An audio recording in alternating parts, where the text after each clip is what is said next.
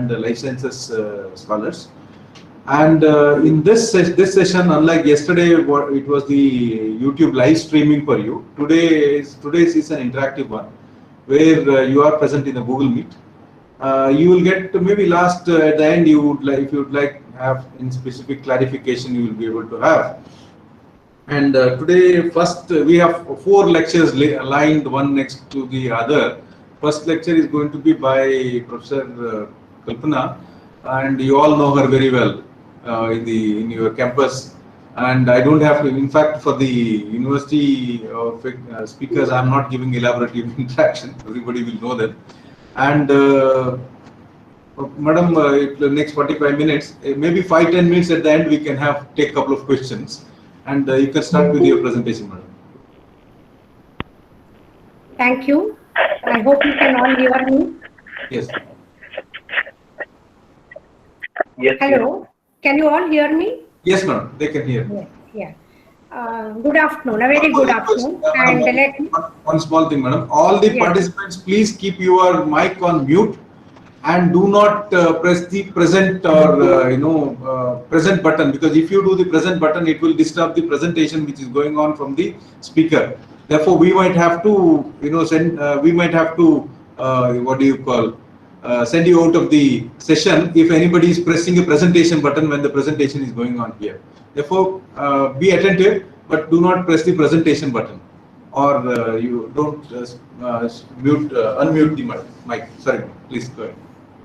Yes, thank you. Let me at the outset thank the Dean Research, Dr. Pratap Shetty, who has been a very good friend of mine from a long time. And I'm indeed very happy that I'm here today with you people to share some of the problematics of what would be publication ethics. I would most probably be in the background because I have a presentation, and hopefully you would be seeing much of that presentation. And at the end, let us see if we want, we can have a few questions based on the presentation. I will also take this opportunity to offer my thanks to the Pondicherry University, as well as to the Director, Research Studies, who has also been at the background of this program and who has given me this opportunity. Now let us begin with this big question of what do we mean by ethics, and why are we so bothered with the notion of ethics? What is it that makes us think that we have to discuss, or that we have to talk about it? Why should we even think about it? So there are certain problems that we have.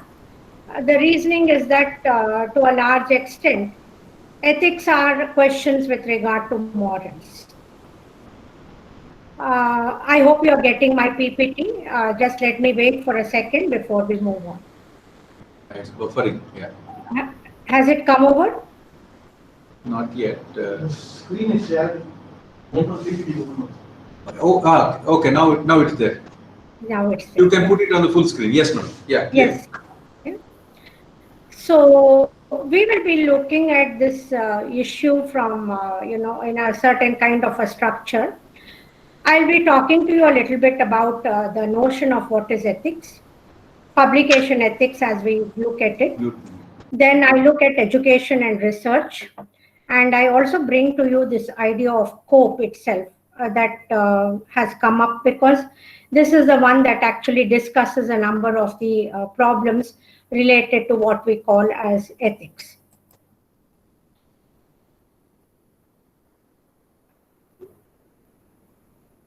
Now, what is ethics and why is it important is a question that we should be asking.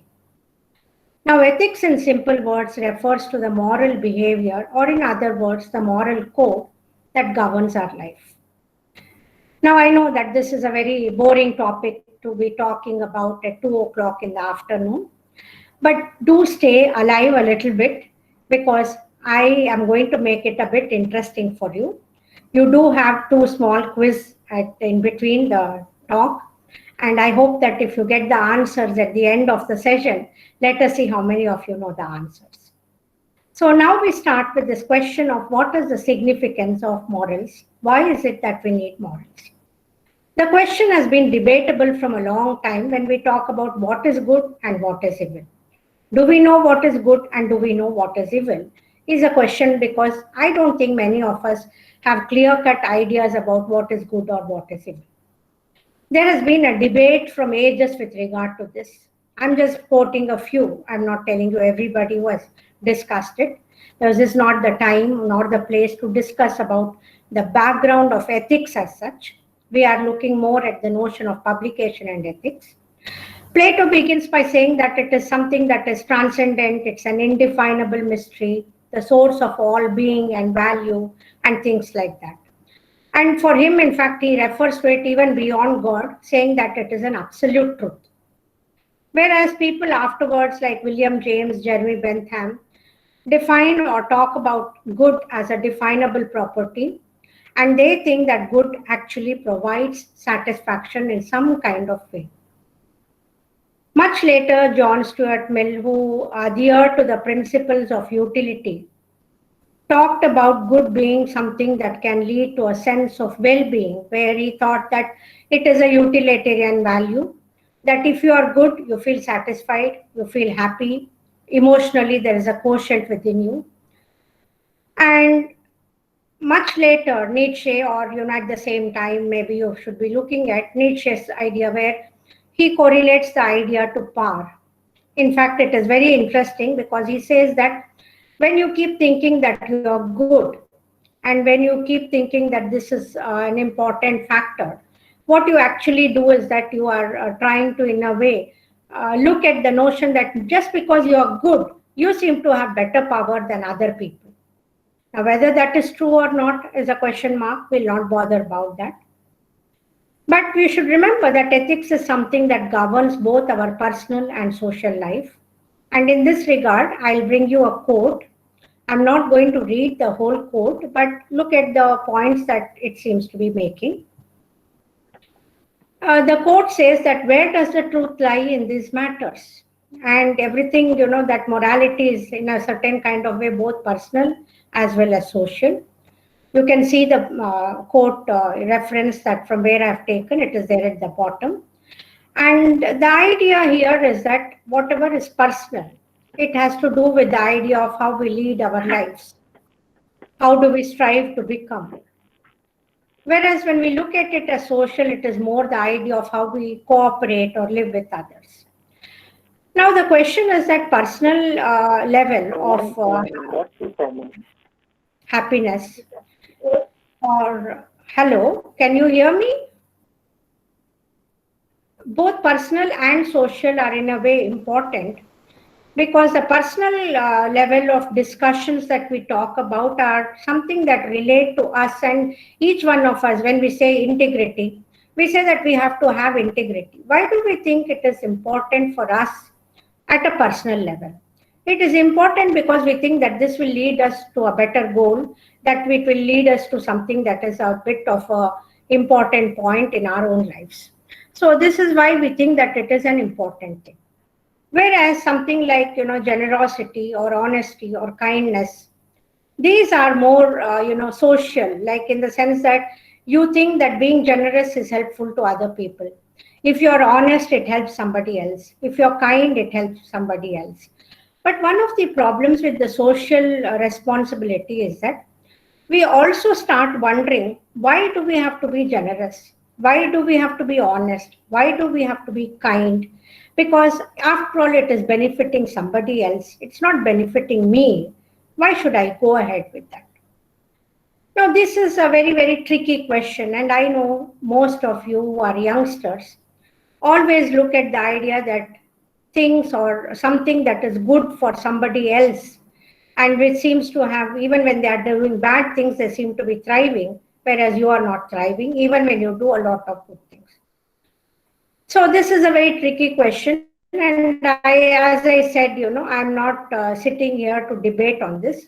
But one should remember that whenever we discuss the notion of our own selves, what is it that we are talking about as our ideas about being, or talking about the notion of how should we actually be in our lives? It's a long-term goal. And the long-term goal is that you have to be somebody who leads an illustrious life. In fact, even though there is a philosophy of ethics that says that you lead an illustrious life, let me go ahead and tell you that every single religion that we talk about talks to you about this code of conduct. It talks to you about dharma, in other words, in Hindu references. It tells you that you have to lead a certain kind of life by which you seem to be doing the right thing.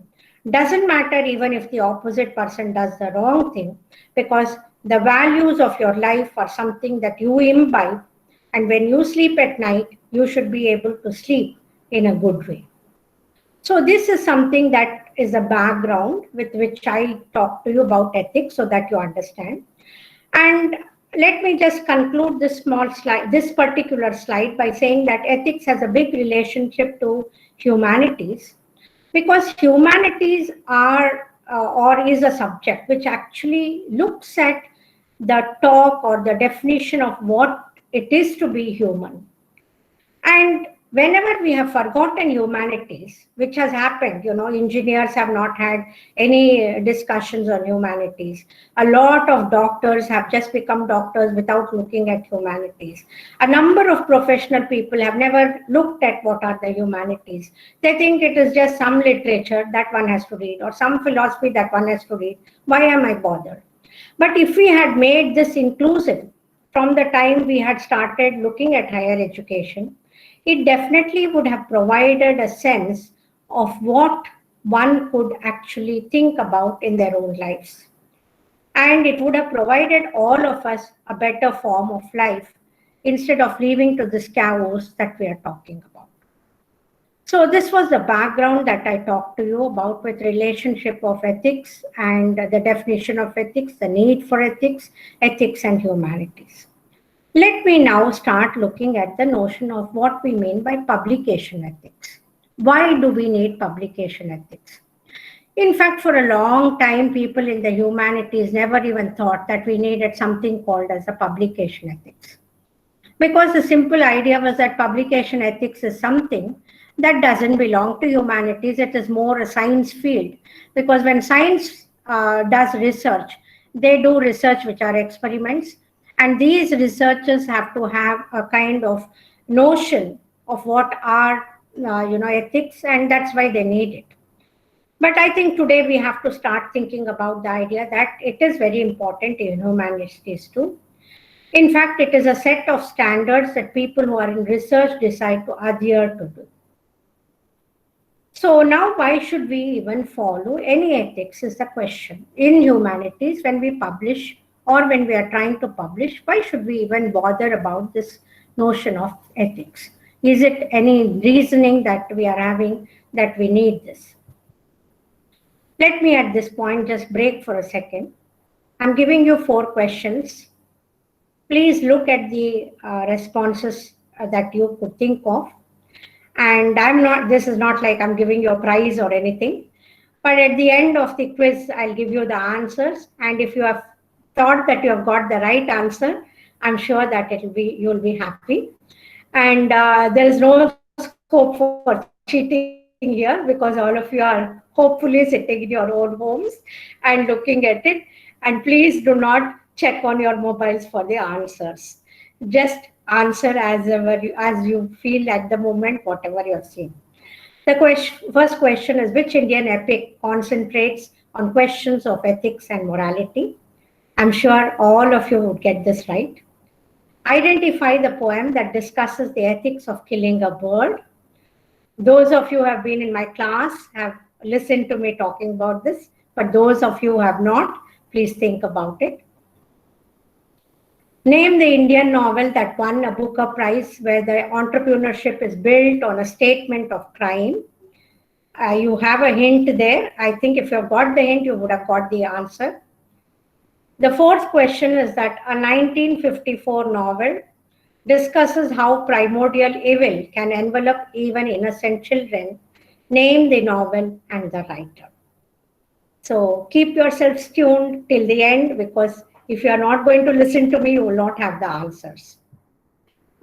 Okay, now let us look at the components of education, because just a little earlier I had asked this question, why do we need publication ethics? You should remember that whenever we are thinking about educating, becoming literate, there are three things that we do. One is the notion of teaching, which is a knowledge enhancement program. Basically, whenever you listen to lectures, when you are, when teachers are giving lectures, the most important point that they want to train their students is to give them knowledge, to improve their knowledge. Similarly, students also attend classes, they take courses because they want to learn. They do not know about this, so they think it is a learning process, so they want to go ahead and do it. When we look at research, it is more of a knowledge stimulation. So those of us who enter into research or do MPhils or even an MA project or get into a PhD program, the important point that we do is that we say that this is some way, we have learned about knowledge, we have got this background. Let us see how we can stimulate it and use it for a better purpose. Then there is this final statement about the output. That is where our publication ethics actually comes into being. Because whatever you have done as research, it's become stagnant or it vegetates if you're not going to put it across to others. So you start saying that, all right, now I'm going to disseminate the knowledge. How do I do this? So for the dissemination of the knowledge, you go ahead and you start looking at publishing. Now the COPE, which was brought in with the, started working with the committee. It was a committee that was set up. It started working with Routledge, and many of the publication industries or the main publishing houses today follow this very strictly. And COPE, which was a committee on publication ethics, in their very first initial research findings, they had talked about what was the ethics, publication ethics that they were getting challenged with. And you can see that this is a picture that I've taken, an image that I've taken directly from them. And they were of the viewpoint that there are, addresses or problems that are there that have come up because of 5 different parameters. In the picture you cannot see, but the next slide I think I'll make it a little clear. 64% they said they had problems with the language and the writing that people were writing because they were not being inclusive. Many times they had ideologies, they had subjective kind of ideas which were being brought in, and in a way research was not being very objective. The second parameter was about 58%, which referred to the idea of people plagiarizing. I'll go back to that a little later because that's not right now what I'm discussing. The third parameter was about recognizing and dealing with bias in reviewer comments, that when reviewers make comments, how do they actually become biased, or how do they actually put in the comments? Probably they're not very objective. 54% was a response to the notion of trying to say that this was the authors who were responding to criticism by the reviewers, saying that the reviewers were anyway not good people, they had not reviewed it properly, even though they had written very well, it had not been published, things like that. And the fifth was the notion of self-plagiarism, which was 50%. Now, actually taking that 50% and the 58%, that is the second one and the fifth one, I'll be concentrating more on that because that is the one that we are discussing or as we are looking at it. And I have also, given you the COPE survey, which I showed you just now, the image I showed you, and the parameters at which they are judged. I've given you once again in case you have not been able to see the image very correctly. And the 2 highlighted points, that is detecting plagiarism and the idea of self-plagiarism. This is what I would want to a bit concentrate on, because we are all researchers. We are not sitting on the as publishers right now. So let us not bother at the moment about language and writing, about the bias by reviewer, or about author's response, because that's not our field. It is more to do with people who are publishing. But we should be very, very careful with the notion of plagiarism, because this has, especially in the humanities, we have not at all taken this seriously. we have thought that this is something that we don't really need to bother about. So the publication issues that we have is not just plagiarism, there are other issues too. There are problems that we have with citations.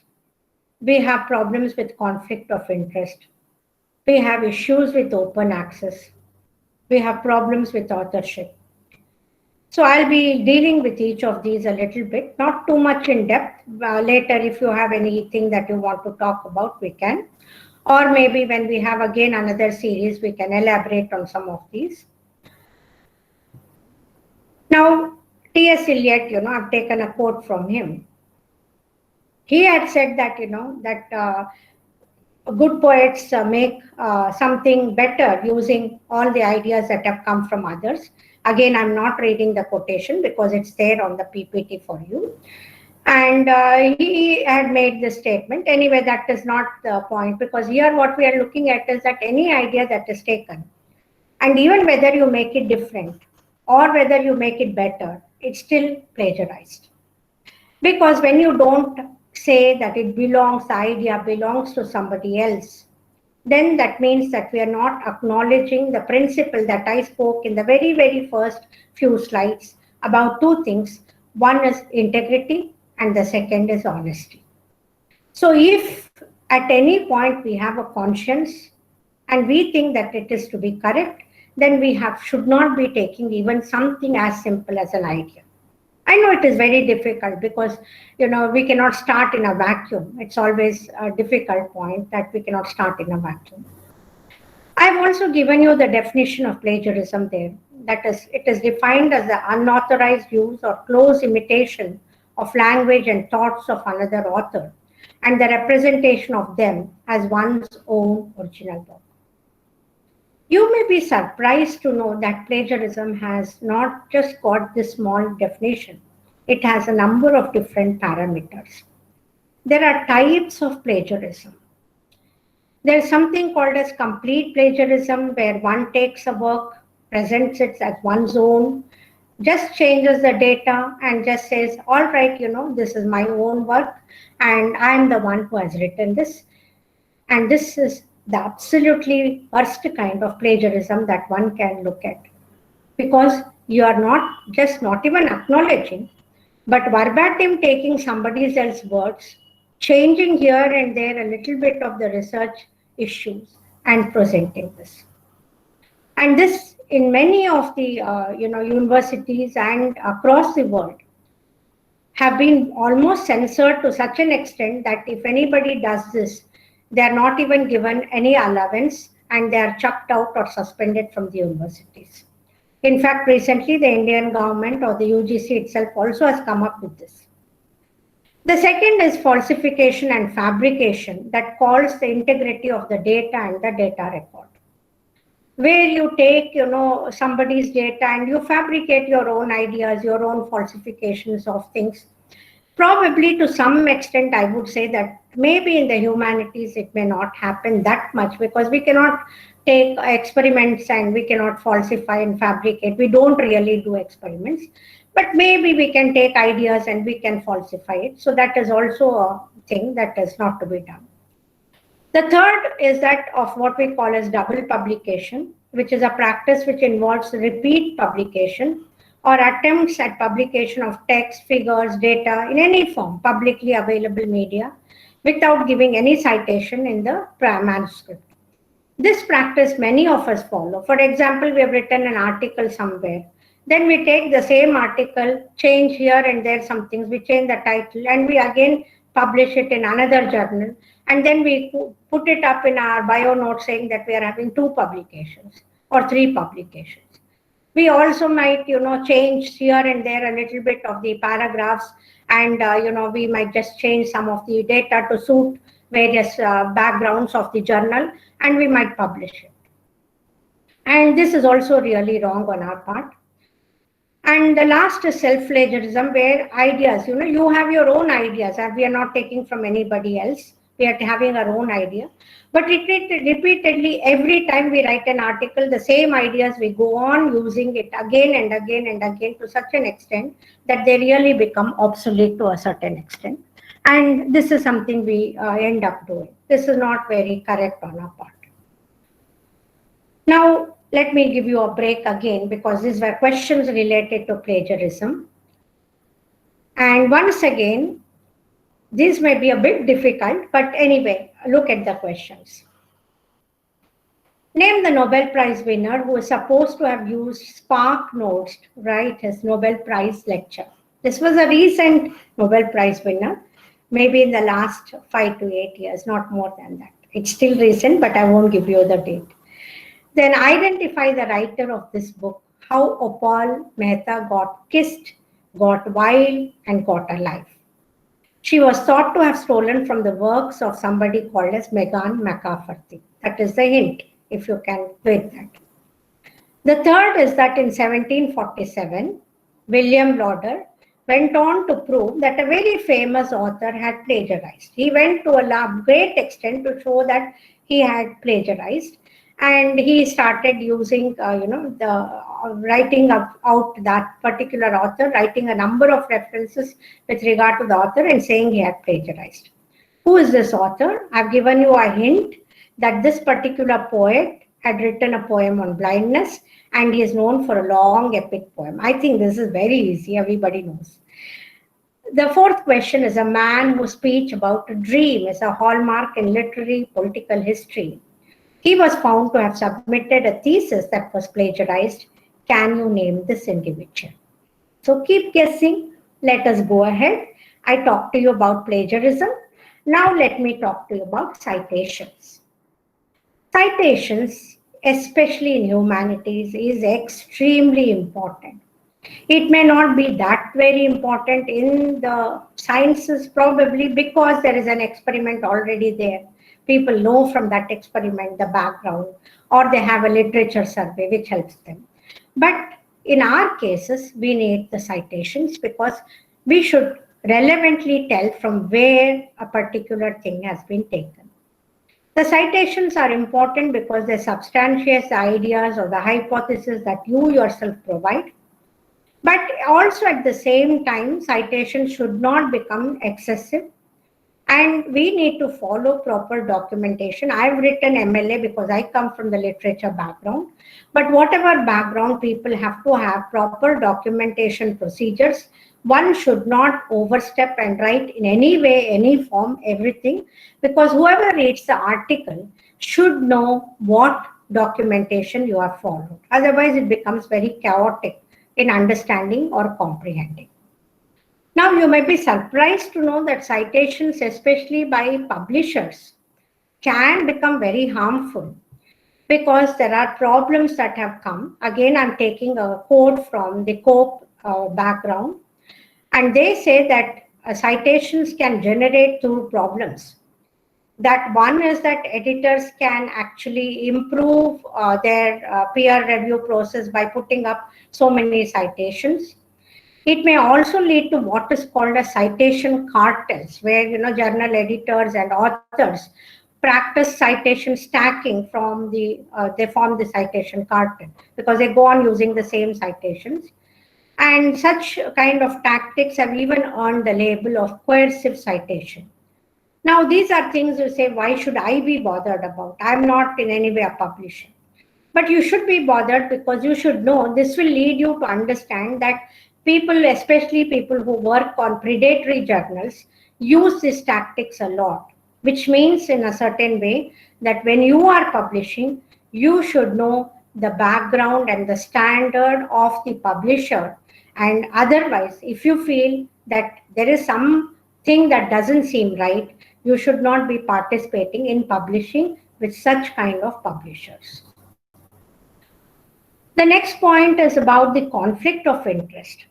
You see, the idea that I already spoke to you was that we were looking at primary interest was why are we publishing? I told you that we were publishing because we were doing knowledge dissemination.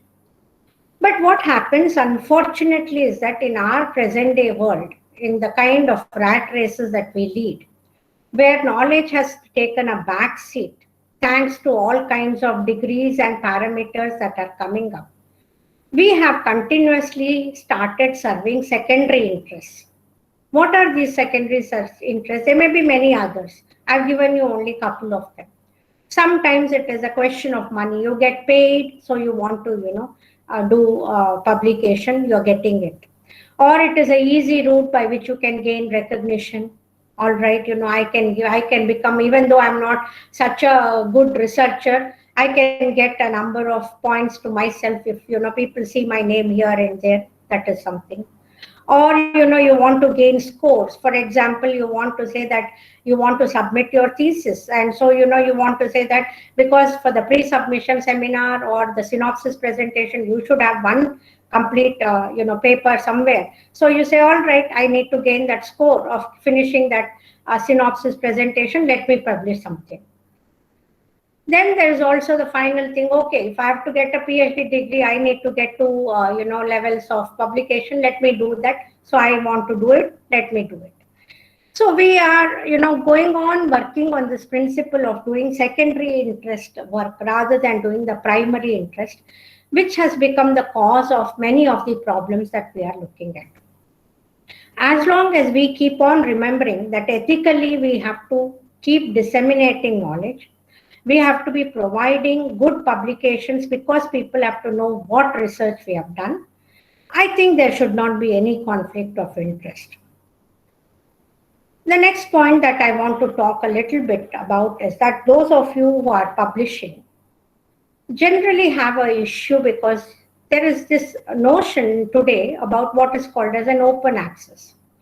That is, you have sent a publication to a journal, and after the publication has been accepted, they have reviewed, everything is done, they ask you to pay some sum. Now, this again in the Indian circles has become problematic because many of the Indian scholars as well as faculty keep thinking that when we pay money, then the publication is not good. But you see that, you should also remember that no publishing house can exist just like that on donations and on some kind of, partial benefits. Even big companies like Routledge or Springer or, Palgrave or Wiley, all of them, if they have to publish anything, they do spend money. Now, how do they make the money? That is the reason that they ask you to pay. But it's not necessary that, you have to pay. There are methods by which either you can say you will or you don't have to pay also.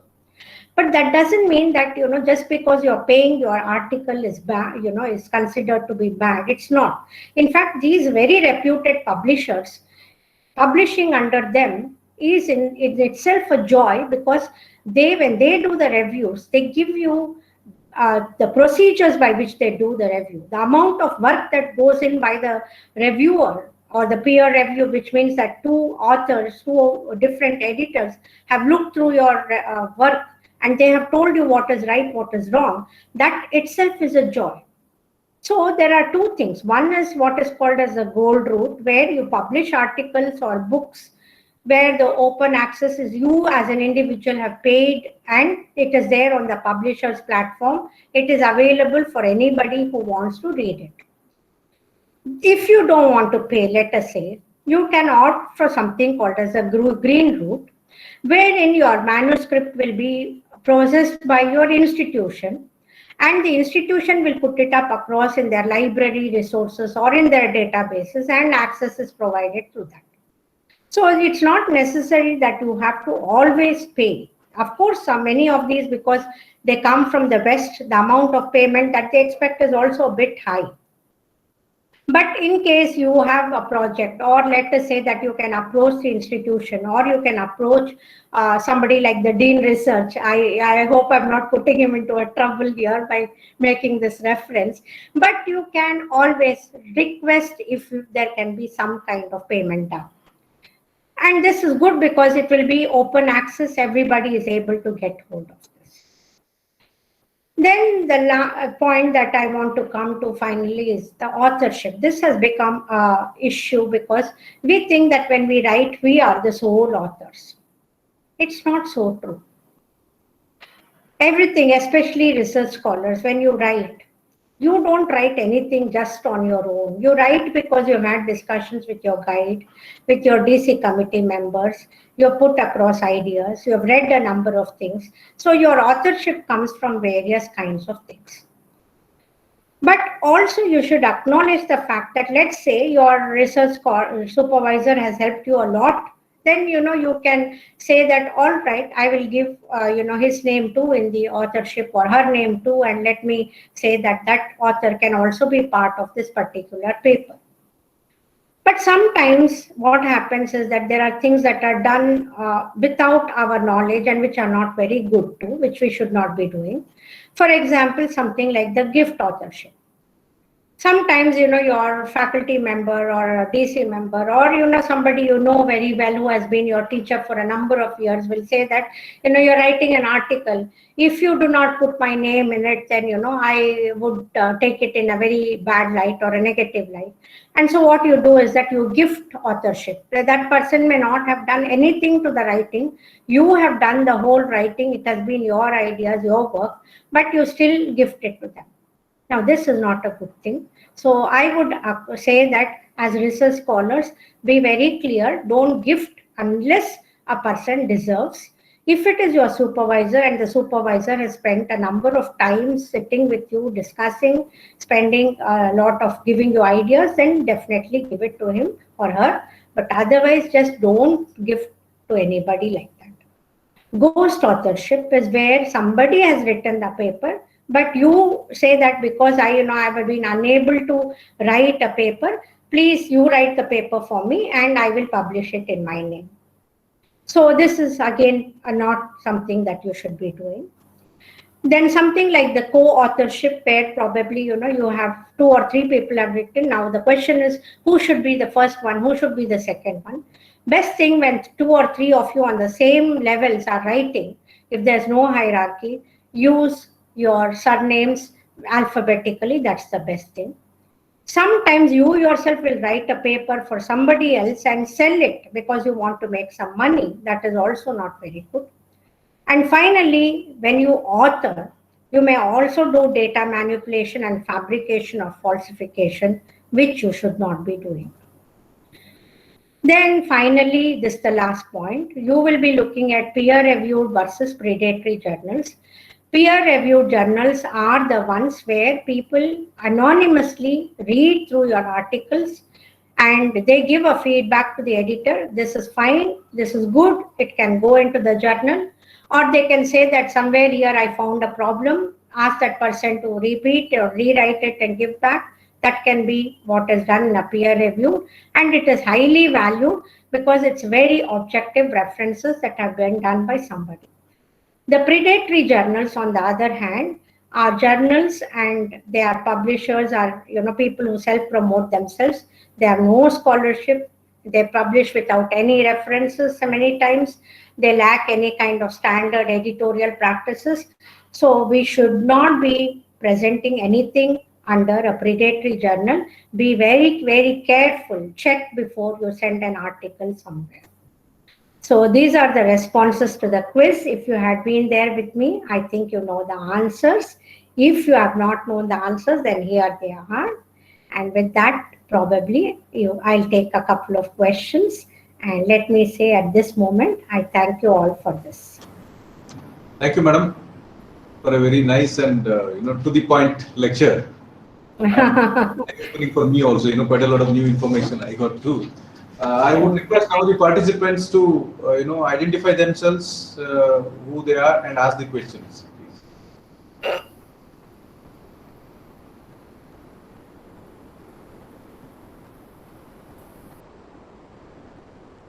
Any of the scholars, it can be a question, it can be a comment, it can be a response. I thought social sciences people ask more questions than sciences. Anybody? They're just probably taking it in a bit and trying to find out what is there. Hello, can I be heard? Yes.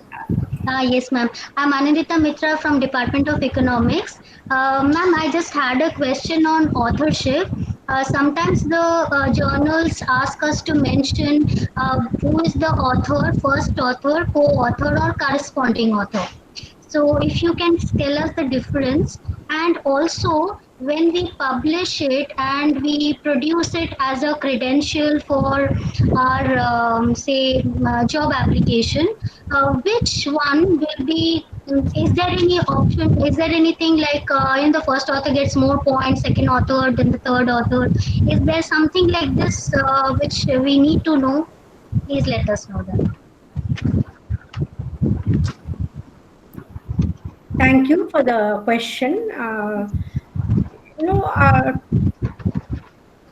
to a certain extent, most of the time when we are publishing in humanities and social sciences, normally it is only one person doing the work, and normally it is only, like I write a paper, I publish it. I will not be having somebody else put another name there. So the problem doesn't arise most of the times. But sometimes it does, as you said. For example, field work has been done, and then you come in there and you want to present the field work data. See, there is this point that the first author generally is a reference to the one who has written the paper and who has done the work. So if you have done the work and you have presented the data, then you should be the first author. But let us say, you have worked or sat with your guide and you have gone through it, and, the guide has helped you out, and, they have given you the ideas, they've told you what can be. Then the guide can always be the second author. It doesn't happen in sciences, but in the humanities and social sciences, generally it is all right, because the guide cannot become the primary author there, since the work has been, or whatever has been as the research area is yours finally. It cannot belong to that supervisor, but the supervisor can be there as the second author.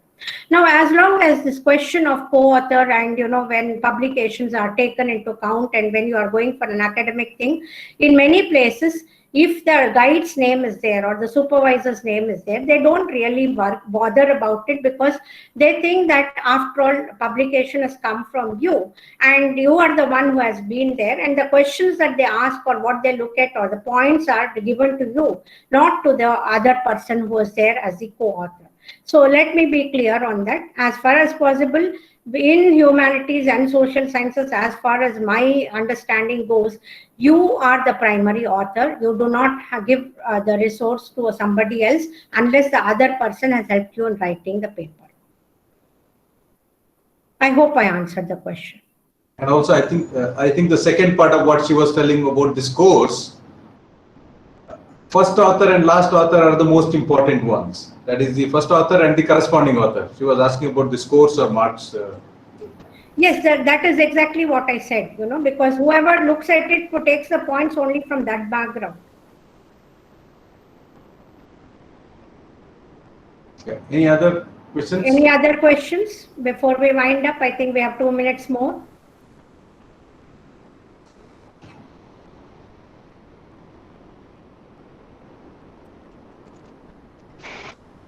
Any other question? Hello. Yeah, please go ahead. Hello. Good afternoon, madam. Yes, I can hear you. Hello. Please tell me. Yes, please tell me. I can hear you. Okay, ma'am. Ma'am, this is Nimai Charan Swain from Department of Economics. Ma'am, I have a question. Let's say something is done in some other country which is not done in the context of India. Then if I do something on that, then will that be called plagiarism? Yes, very much so. Because you see, research is global. You should not be thinking that just because you sit in Pondicherry in one small place in in a department, what you do there is correct. It is not. Let me just tell you that I started in the beginning by telling you about something like normal ethics. Let's say that you think about a word like kindness. Now, don't you think that kindness is something that you expect from anywhere in the world? It's not just related only to you. It is something that everybody expects, that you should be kind. That is the norm. So similarly, even in research, when we are doing research, what is done in some other place, you should not be taking the same thing. But unless you have done a diversion from that, let's say that have branched off from that, then you can say that all right, this was the first one, and I have taken from there, I've moved a little from there, but you acknowledge the fact that it was there. So that is the important thing that we should be doing. Sometimes, yes, of course, I agree that you may not know in the world arena what has happened because you don't have access. But our work today is to find out before we start anything at a global level what has happened, because there are databases, there are libraries, there are research material. You have to first look at all that. Then if you have not found anything, it is fine. Later you can also say that I could not find anything. That is the point. Okay, ma'am. Thank you. Hello. We can take one more question. Yeah. Yes. Hello, ma'am. This is Jayaprakash from Department of English. Ma'am, I have a question that, you talked about predatory journals, right? Like recently, Yes. one of my friends, he has written a piece of article and he has sent it to one journal. I don't like he told within a day, they told that it has been selected for publication and you have to pay an exorbitant amount. So can we think that these kind of journals, without taking much time, they say just for money that Absolutely, Jayaprakash. Absolutely, Jayaprakash. If they have done that, that means that they are a money-making this thing. They have to be, people, because no journal will be able to publish anything just in a day or two or look at it, because it does have to go through a review system, and review is not easy, because I myself am the editor for a journal, and it takes me at least to go through one article at least 4 to 5 days to read and see what are the problems there. So it's not that easy, and I would say that there definitely such a journal is a predatory journal. Without even anything, I would say call it that. Thank you, Jayaprakash. Thank you, madam. Yeah. Thank you, Jayaprakash. Thank you, madam, for very nice presentation, and also it generated a couple of questions nicely. And madam, you can also send us the presentation so that we will be able to share with the. Yes, absolutely. Thank you. And I expect that, whoever listened to my lecture should be giving me the feedback, whether I was good or not good, whether they enjoyed at least listening to what I told them or not. Because I couldn't have made them sleep at 2 o'clock in the afternoon. Okay. Take care then. Yeah, bye. Professor Murthy is here. Professor Murthy, you can unmute. You can unmute. Yeah. Okay. Good afternoon. Yeah. Good afternoon. Yeah. Thank you, madam. Is it okay? We will start with the next session with Professor Murthy. All of you know Professor Murthy very well anyway, and he's a good academician and a nice human being. And as a dean of the School of Humanities, Social Sciences, Dr. Murthy will be, talking to you on intricate points on ethics in the social sciences research. Professor Murthy, anyway, I don't have to introduce you extensively. Everybody know you very well. Floor is yours. Yeah, thank you. Yeah, now tell me whether my audio is okay or not. Yes, perfect. Perfectly Audio fine. is okay. Perfectly. Yes, Yes, audio, video is everything fine. Okay. Okay. Good afternoon. Of course, it is good evening anyway. After lunch, I really, participants will be so tired, and listening is so tiresome work actually. I'm happy that, our Dean Research is so innovative and dynamic in organizing so many seminars, and then, very relevant to the students community. Very, very important, because we are living in a 21st century. This is very complex century that we are living in. And we all thought, the students community, somehow or not, they are missing to understand about the ethical side of the research actually. The ethics very much missing today in this fast track world. Therefore, it's not that only in India we are thinking like this. All over the world, the ethic is getting eroded. So when I was asked to speak on this, I felt I should highlight the moral values and human responsibility. The moral values and human responsibility in social science research is very, very important. So these two concepts with which I wanted to construct my lecture. Accordingly, I felt I should develop my lecture accordingly to be presented. And these two important concepts, moral values and human responsibility in social science research, especially in the fast-paced world of today. You all know we are living in a very technical society. We miss to understand our tradition that we built on the basis of morality. So the moral effect is very much missing in research these days. Especially in social sciences research, we are supposed to be very serious in moral values. And you all know moral values are nothing but a kind of set of principles that we are setting ourselves for our own behavior and our own actions. If these two important tenets, especially the behavior pattern and then the action pattern, if they are not going hand in hand, you will find some difficulties in managing our research. With this perception, I felt like highlighting this moral side. And from the very beginning of our social science research tradition, you find that moral is really dominating our social science research. In fact, the social science research is constructed based on moral science. So, moral science has been highlighted from the very beginning of 19th century onwards. If you just look at the social science research that emerged in 19th century and the mid of 20th century, of course, the social science as a concept came into existence and started giving guidelines for social research actually. Earlier, the natural science research was dominating, and based on the natural science research tenets, certain kinds of principles that we have drawn from, what we call that, material science or natural science, we construct our social science research patterns. And accordingly, if you just look at the theory, the kind of scientific theories built by various scholars, like, from the very beginning, we a kind of a person called Wiener. Wiener started saying that the energy cannot be constructed or destroyed, or it cannot be created and destroyed. And it's a kind of small hypothetical proposition that he has come out with and started building his theories, scientific theories. And based on that tradition, and say, for example, Rutherford, for example, he started working on this, how to create energy. People like Wiener says that energy cannot be created or destroyed.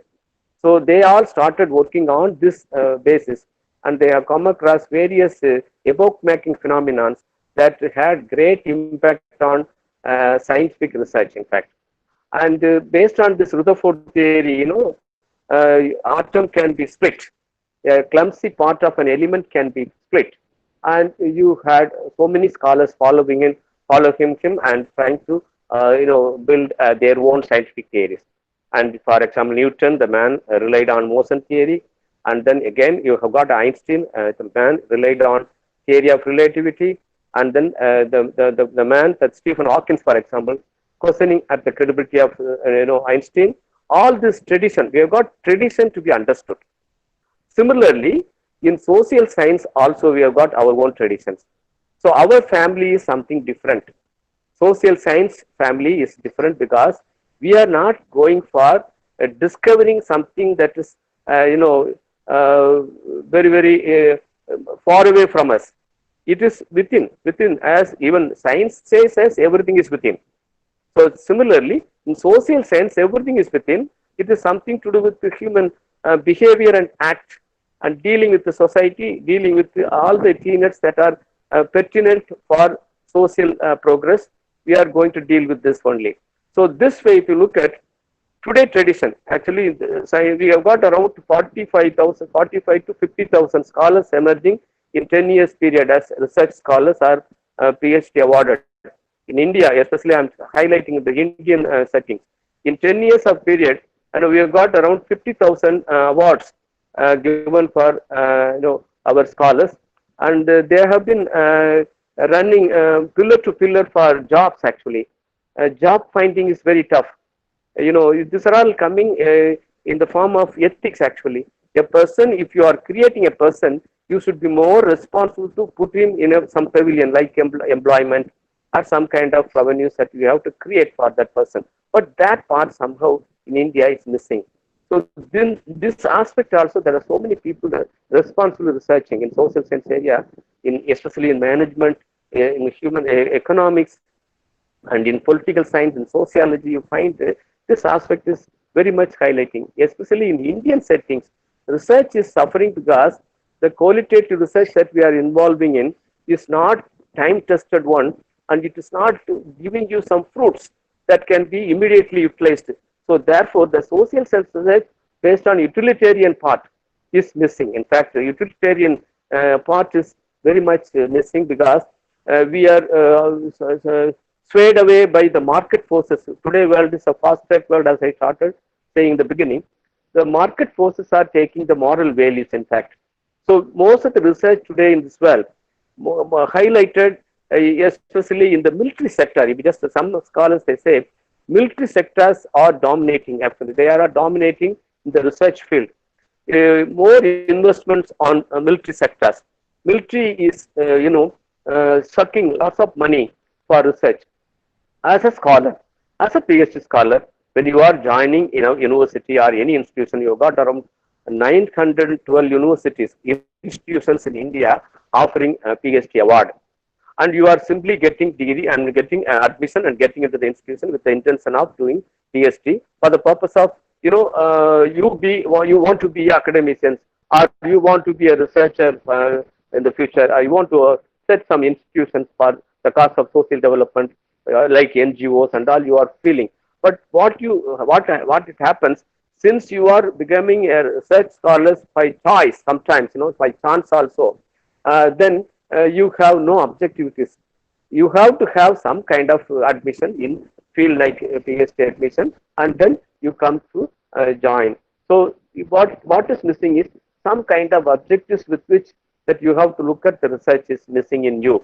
Also, when you are getting into admission process and you are getting selected, means the moment that you are getting into universities, and there should be a kind of sincere effort to interact with the supervisor, that whom you are selecting as a supervisor. You have to be very careful selecting supervisor. The supervisor has to interact with you, and the reality has to be explored first.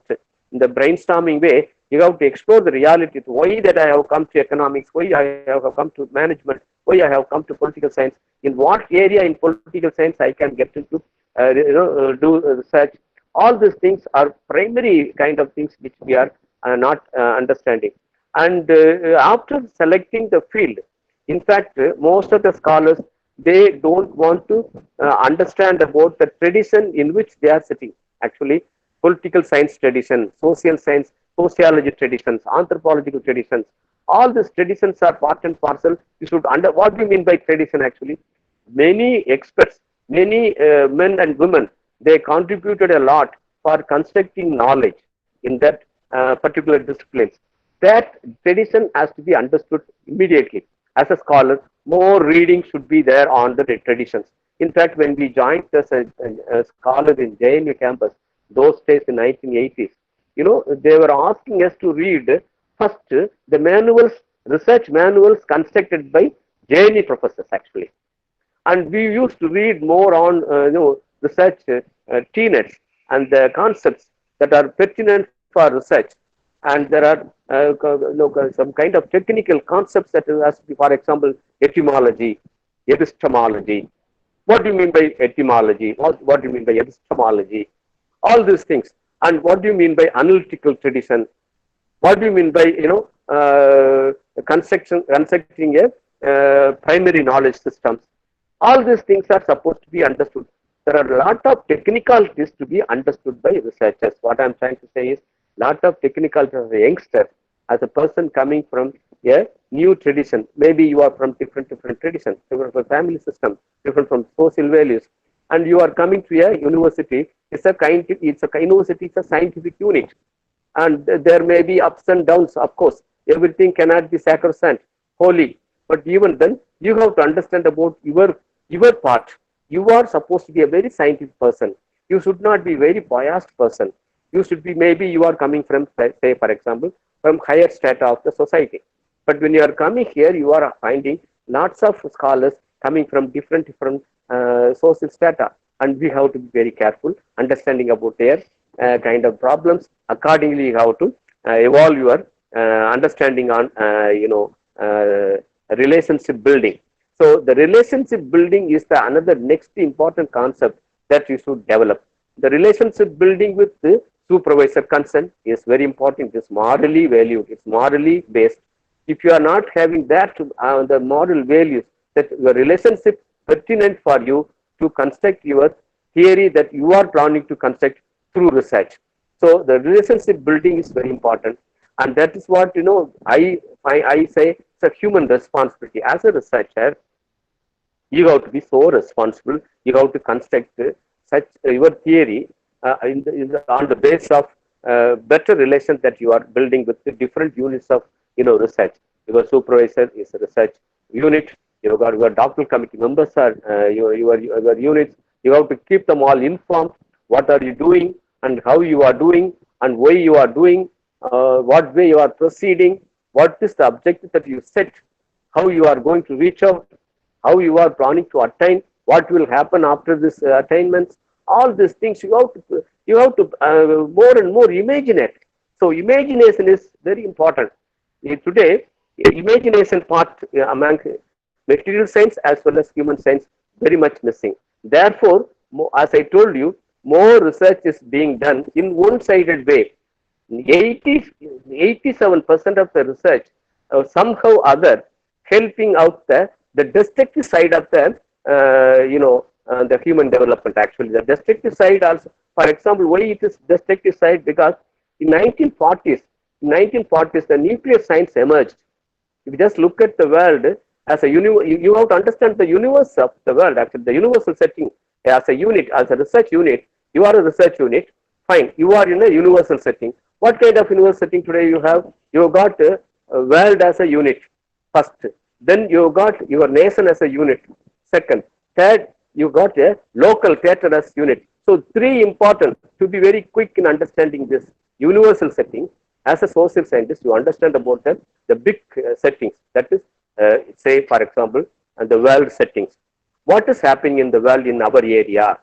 Social science, for example, if you are looking at one particular problem, poverty eradication. What is happening in this area? Who are the fellows working on this area? How they have been building theories and how they are attaining certain things. Why the poverty level in Brazil is not at all comparable with Indian poverty settings.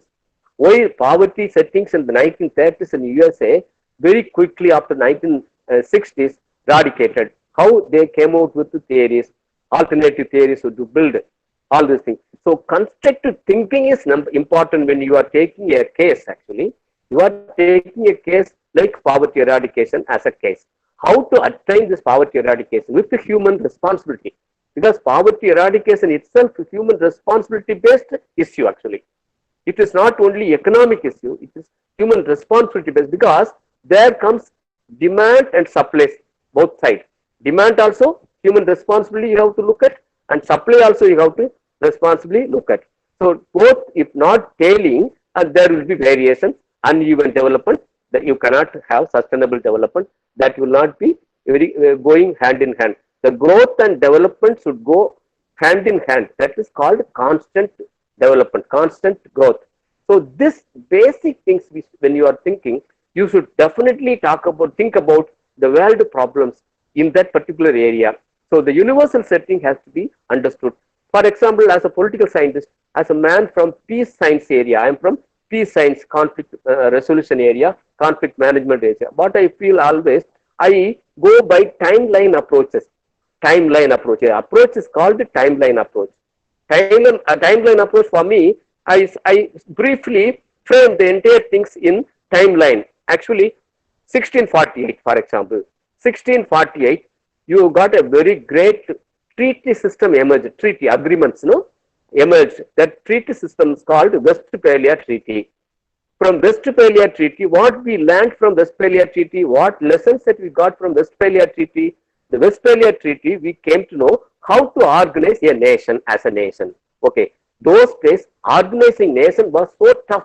Many people were researching on how to organize nations. they were all finding very difficult to organize nations. And so many scholars came with so many propositions to organize nations, how to organize based on what we have to organize.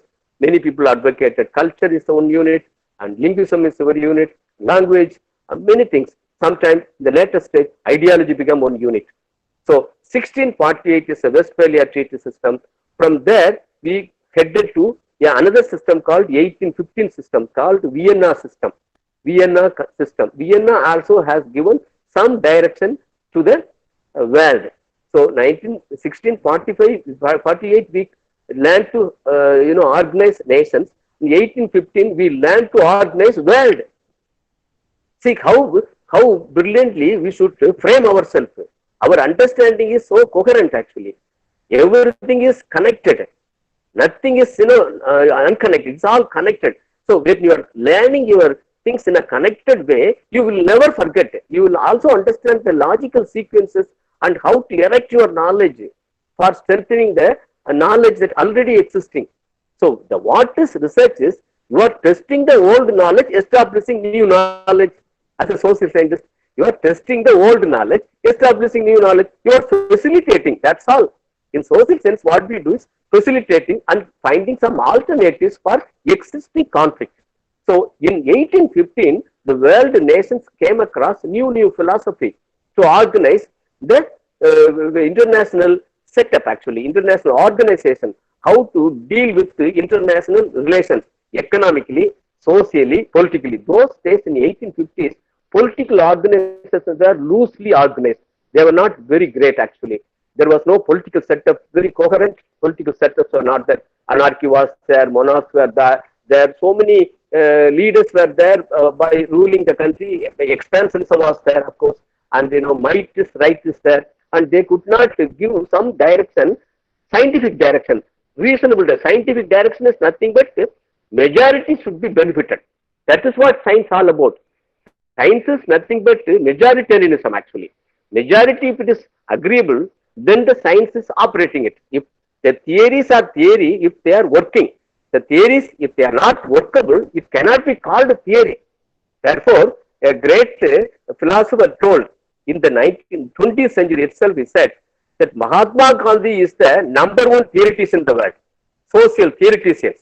Number one social theoretician is Mahatma, he said. Why he said? Because the one that they were planning in 1815, Mahatma Gandhi thought very much seriously in the 1930s when he was writing on the home rule, Indian home rule, all these books, the very popular book he has written, Indian home rule.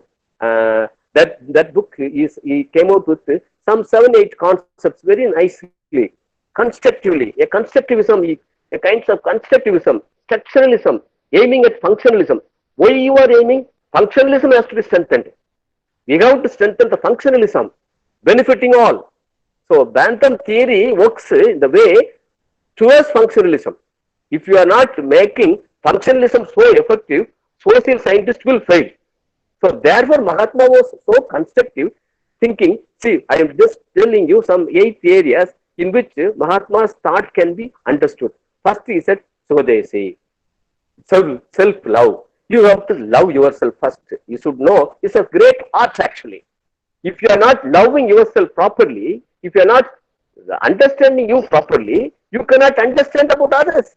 So therefore, that is why in our tradition actually, Atman, Antaratman, Jivatman, Paramatman and Brahman. 5 settings I was highlighting. These are all science actually. Even the nuclear science, Einstein used to highlight about this. Atman, Antaratman, Jivatman, Paramatman, Brahman. 5 important settings actually. It's all soul related. Material science also related. The soul is utilized as a energy, inertia. So therefore, you have to seriously think about your research activities according to the existing universal settings and then local settings. So in the 1985, the one that explored by Mahatma Gandhi, very systematic way, when he was talking about Swadesi, self-love is the best love, for which you have to develop some moral values. If you don't have moral values, you don't know how to love yourself. Very clearly was highlighting. Second thing, if you are so strong enough in self-value, self-love, that means Swadesi, you are supposed to go for the next stage. That is called, what stage it is? It is Swaraj. You are ruling yourself, self-rule. What is that to rule yourself? As a researcher, you have only three things. You have got your own energy, your own time, and your own space. Time, that is called test analysis management. People talk about nicely test analysis.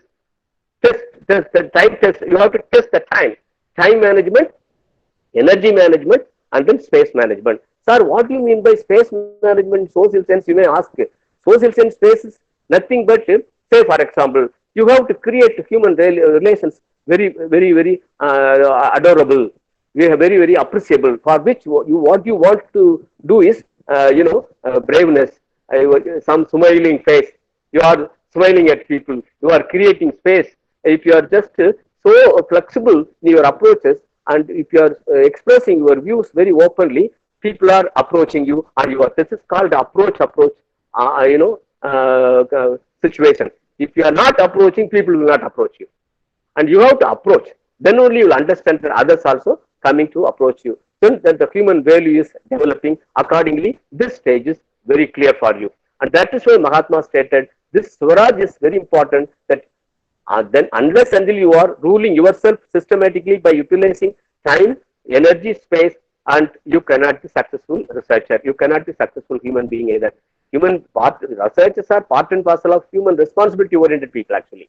Therefore, this example was given for you guys. Actually, Mahatma said after the Swaraj stage, he started highlighting about Gram Swaraj stage. Gram Swaraj. If you are all right in Swadesi, you are all right in say your self-rule, that is Swaraj, you go for Gram Swaraj. Gram Swaraj is yet another stage, that is extended stage, and that is for benefit of Gram, the extended place called village, and the village people should be benefited. Okay, if the village is benefited, you go for Panchayat Raj, go for extending to further the collection of villages. So many villages you can implement the one that you are implementing, testing. And when you are successful in Panchayat Raj, you go for Purna Swaraj. That means maybe national level or state level or managed as national level. If you are doing this very successfully, that is called Purna Swaraj. If you are very successful in Purna Swaraj, you go for Sarvodaya, he said. Sarvodaya is nothing but welfare of all. Socialism, capitalism, all isms are aiming at welfare of all only. They are all one route only, but different way we are approaching, of course. Socialism aims at welfare of all. Capitalism aims at welfare of all. Maybe through self route, maybe self-interest route. Capitalism, for example, opportunism maybe, or market forces maybe, or military rights maybe. All these things. But the values are different. The social values and the values that the national values, nationalists are different. Therefore, we have to understand about this concept very clearly. When you are so successful in Panchayat Raj, you are going for Sarvodaya, and Purna Swaraj. If you are so successful in Purna Swaraj, you are going for Sarvodaya, welfare for all. So you are creating a universal setting there, which is agreeable for all. That means welfare of all is accepted by everyone. Okay, you are fine on this all 6 stages. What will happen finally? Globalism. People talk about the globalization, liberalization, all this thing, LPG and all we talk about from the 1983 onwards. The Thatcherian theory, all this Reagan economics, all these things are brought in the LPG. All these things we talk about. Accordingly, when you are understanding about this tenets, and the last stage Mahatma Gandhi proposed was, what we call the Ram Rajya stage. So Ram Rajya stage, many people may say that it's nothing to do with social setup. Actually, he talks about a kind of holy governance, a good governance. Ram Rajya means for him, those days Ram was holy for him. He considered Ram was the ultimate God for him. Because as an individual, he believed in. So a holy person should come. It's like philosopher kingdom that imagined by the great Plato, Aristotle tradition. He also felt like this. I am now highlighting this Mahatma Gandhi's tenets just for giving one example to understand about the universal setting as a responsible researcher in social sciences. So that is the reason why Mahatma was rated to be a #1 social theoretician in this world. Also, he was rated to be a #1 management guru in this world. When you talk of customer relations, I know you cannot skip Mahatma Gandhi. Just imagine a single person being a very conscious person to understand about the university. He constructed all his theory towards this welfare orientation as given. The similar way, these examples also being highlighted in social science, especially say Amartya Sen, the man involved in poverty eradications, microeconomy. You know, even to the extent that the Amartya Sen, before Amartya Sen also, many people realized about this, rural development schemes, the rural reconstruction program of Mahatma Gandhi. And he wanted to have a village. He dreamt the village should be like this. All these infrastructures, on the basis of it only, what we call that, Abdul Kalam, for example. Abdul Kalam, for example, he has come out with the PRA concept, providing urban amenities in rural area. Providing urban amenities in rural area, PRA. This concept, he said, I borrowed from Mahatma Gandhi. So many theoreticians, some case, extreme leftist person, American scholar, he always highlights about Mahatma Gandhi in the context of, microeconomy, the context of customer relations, all these things highlight. And, Alina Rostam, for example, the lady worked extensively, political economist, extensively worked on political economy, microeconomy. She talks about, she died anyway.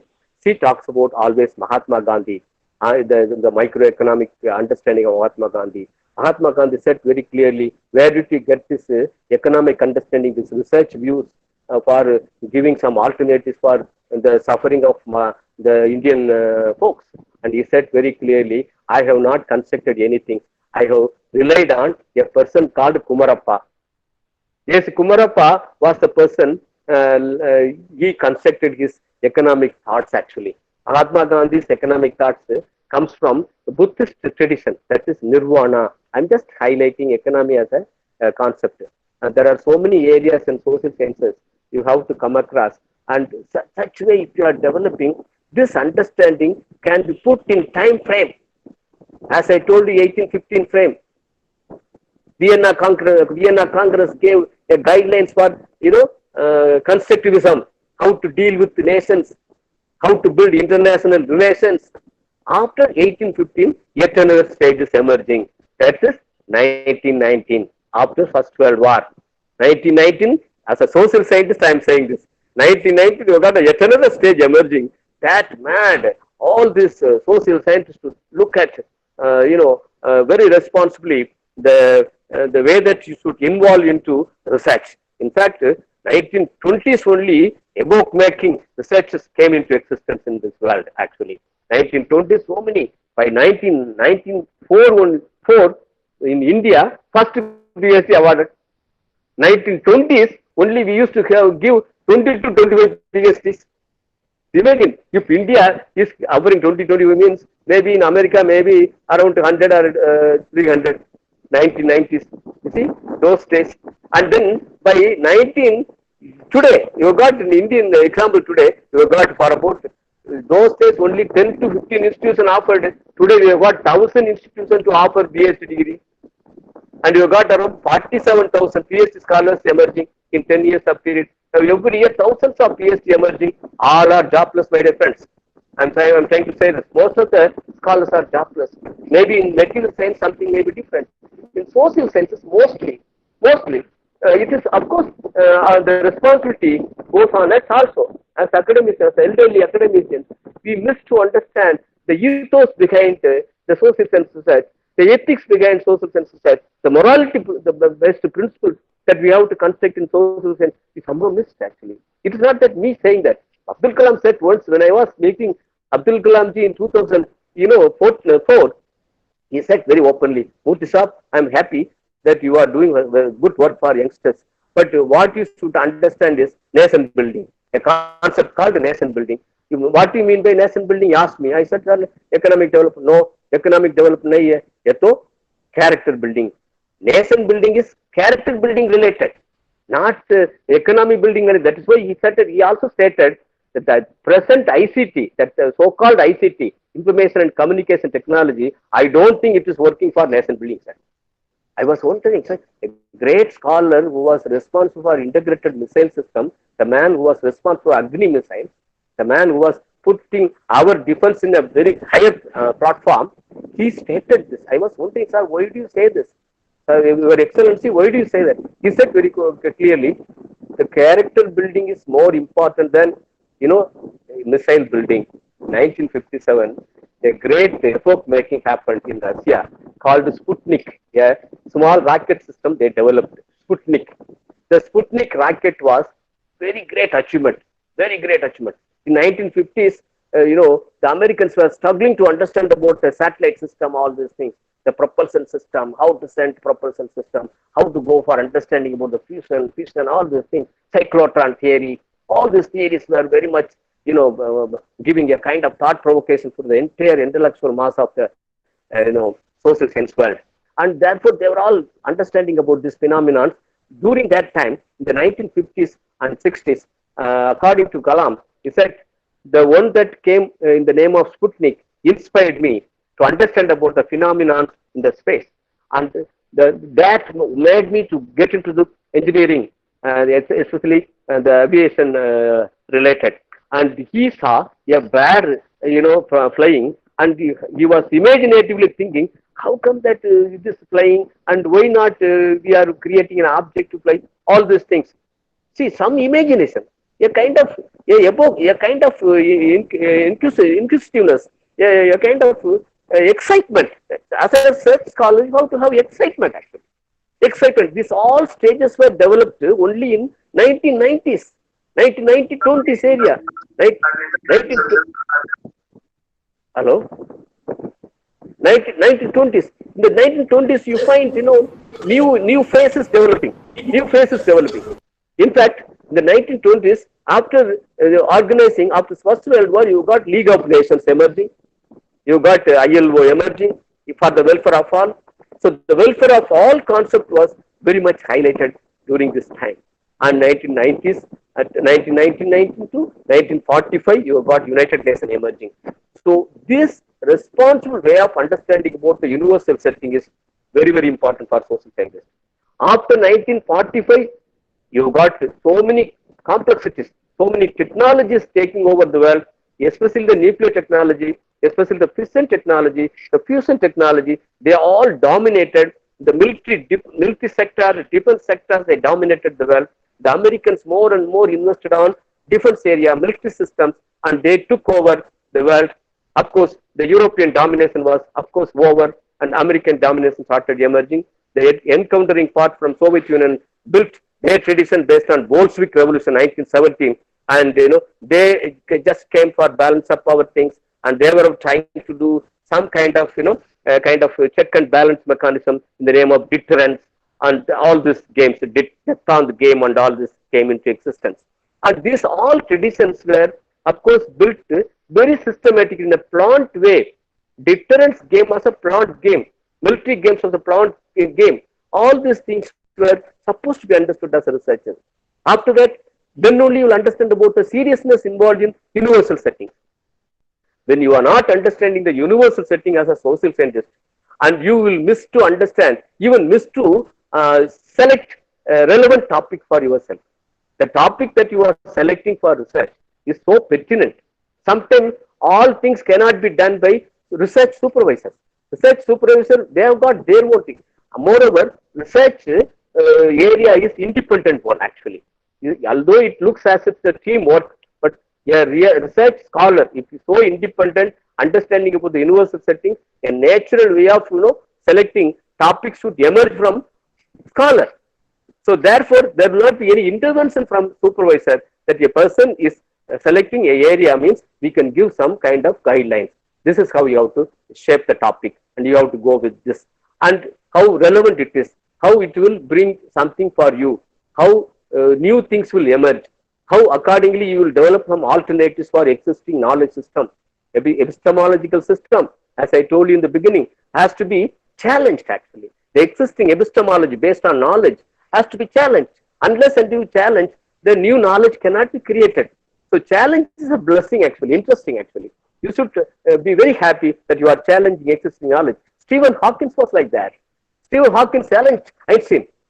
See, Newton was challenging Rutherford. Rutherford was challenging a great man, Wiener. So the challenging tradition, that is called epoch making actually. So every stage you have to challenge. And morally, if you are strong, only you can challenge. If you are not, if your moral strength is very weak, you cannot challenge. So therefore, the morality is very important. Moral values, self-reform is the best reform. Self-reform is necessary. Today, what we need in India is self-reform. Self-reform is important as an individual unit, as a collective unit. You need to have self-reform. Self-reform is the best reform. Self-reform is nothing but your self-thinking. You have to understand what is strength and weakness of you. There's a so-called the management theories and they highlighted about what theory to understand about the self your strength, weakness, SWOT, strength, weakness, opportunity, and challenges. And earlier it was SWOT. Okay, this kind of understanding is necessary. After that, you know that how strong I am, how to come out with some values in me, and how to come out with that value to be very useful for my society, my neighboring community, and how to take the other community into a fold. Actually, in India, we have got the added responsibility. In fact, we are a very plural society. We've got a number of units, beautiful units, in the name of caste, community, different sects. Actually, very good. Actually, it's a plural. We are not just democracy, so we need to have pluralism, of course.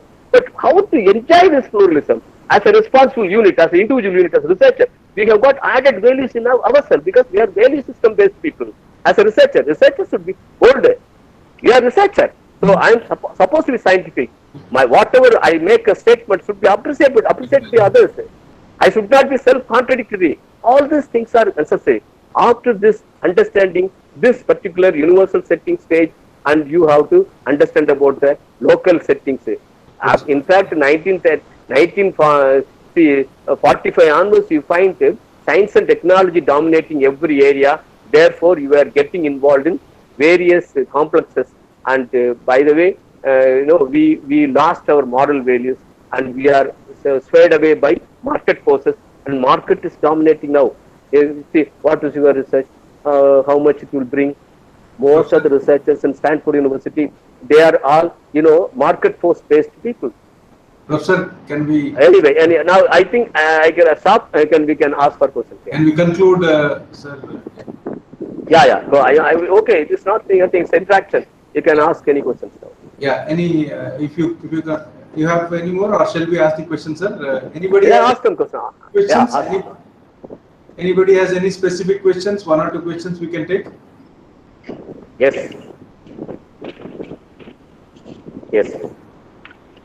Any research scholars, please identify yourself if you have any specific questions. Yeah. Yeah, please go ahead. Please.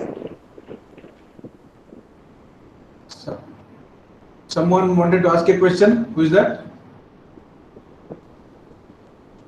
84 students or scholars are there online. 84 students are there. 84 students are there. Our students are all over. They are majority of them are our Pondicherry University scholars, and some of them are from affiliated college. It's a good. Okay. Yeah. Thank you, Professor, for okay. Thank you very much. And enlightening us. Yeah. Thank you. Thanks a lot. Yeah. Thank you. I will be there. Yeah. Sure. Now we will move to the next session on the management by Professor Chandrasekhar Rao and Professor Charumati. Professor Chandrasekhar Rao, all of you know very well, who is the Dean of School of Management, and Professor Charumati is the head of Department of Management, DMS. Professor Rao, the floor is yours. Yeah, very good. Thank you for this. I will have another meeting just 1 minute. Can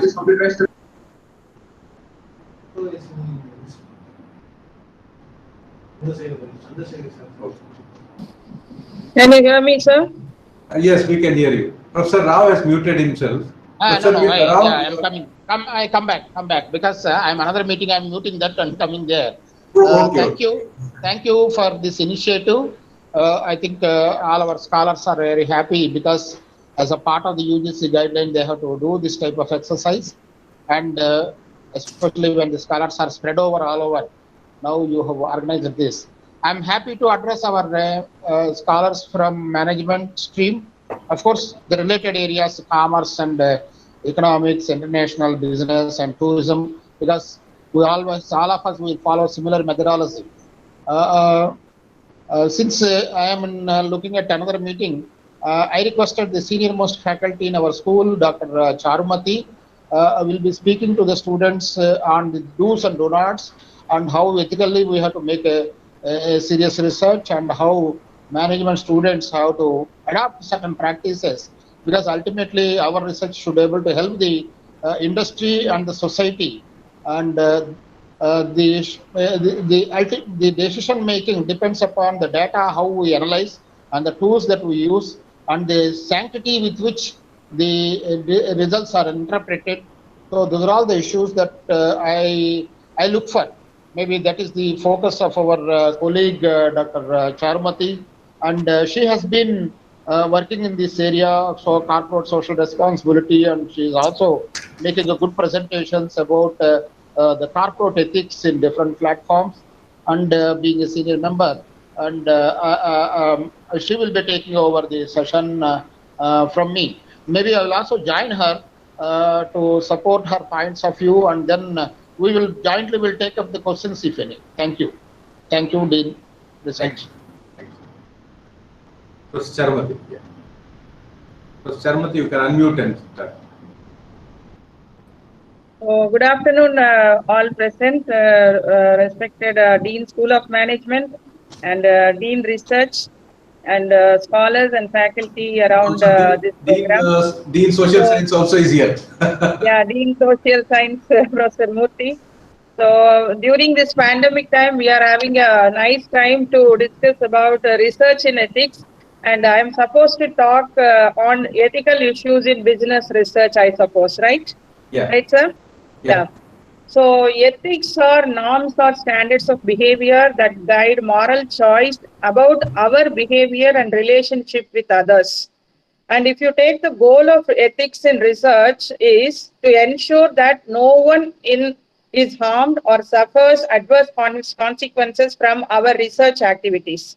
So ethical activities are widespread and include, if you take what are the important points to be considered, first one is violating non-disclosure agreement. And the second is breaking participants' confidentiality. Third is misrepresenting results. Fourth is exposing people or respondent names. Then fifth is plagiarism. And sixth is avoiding legal liability.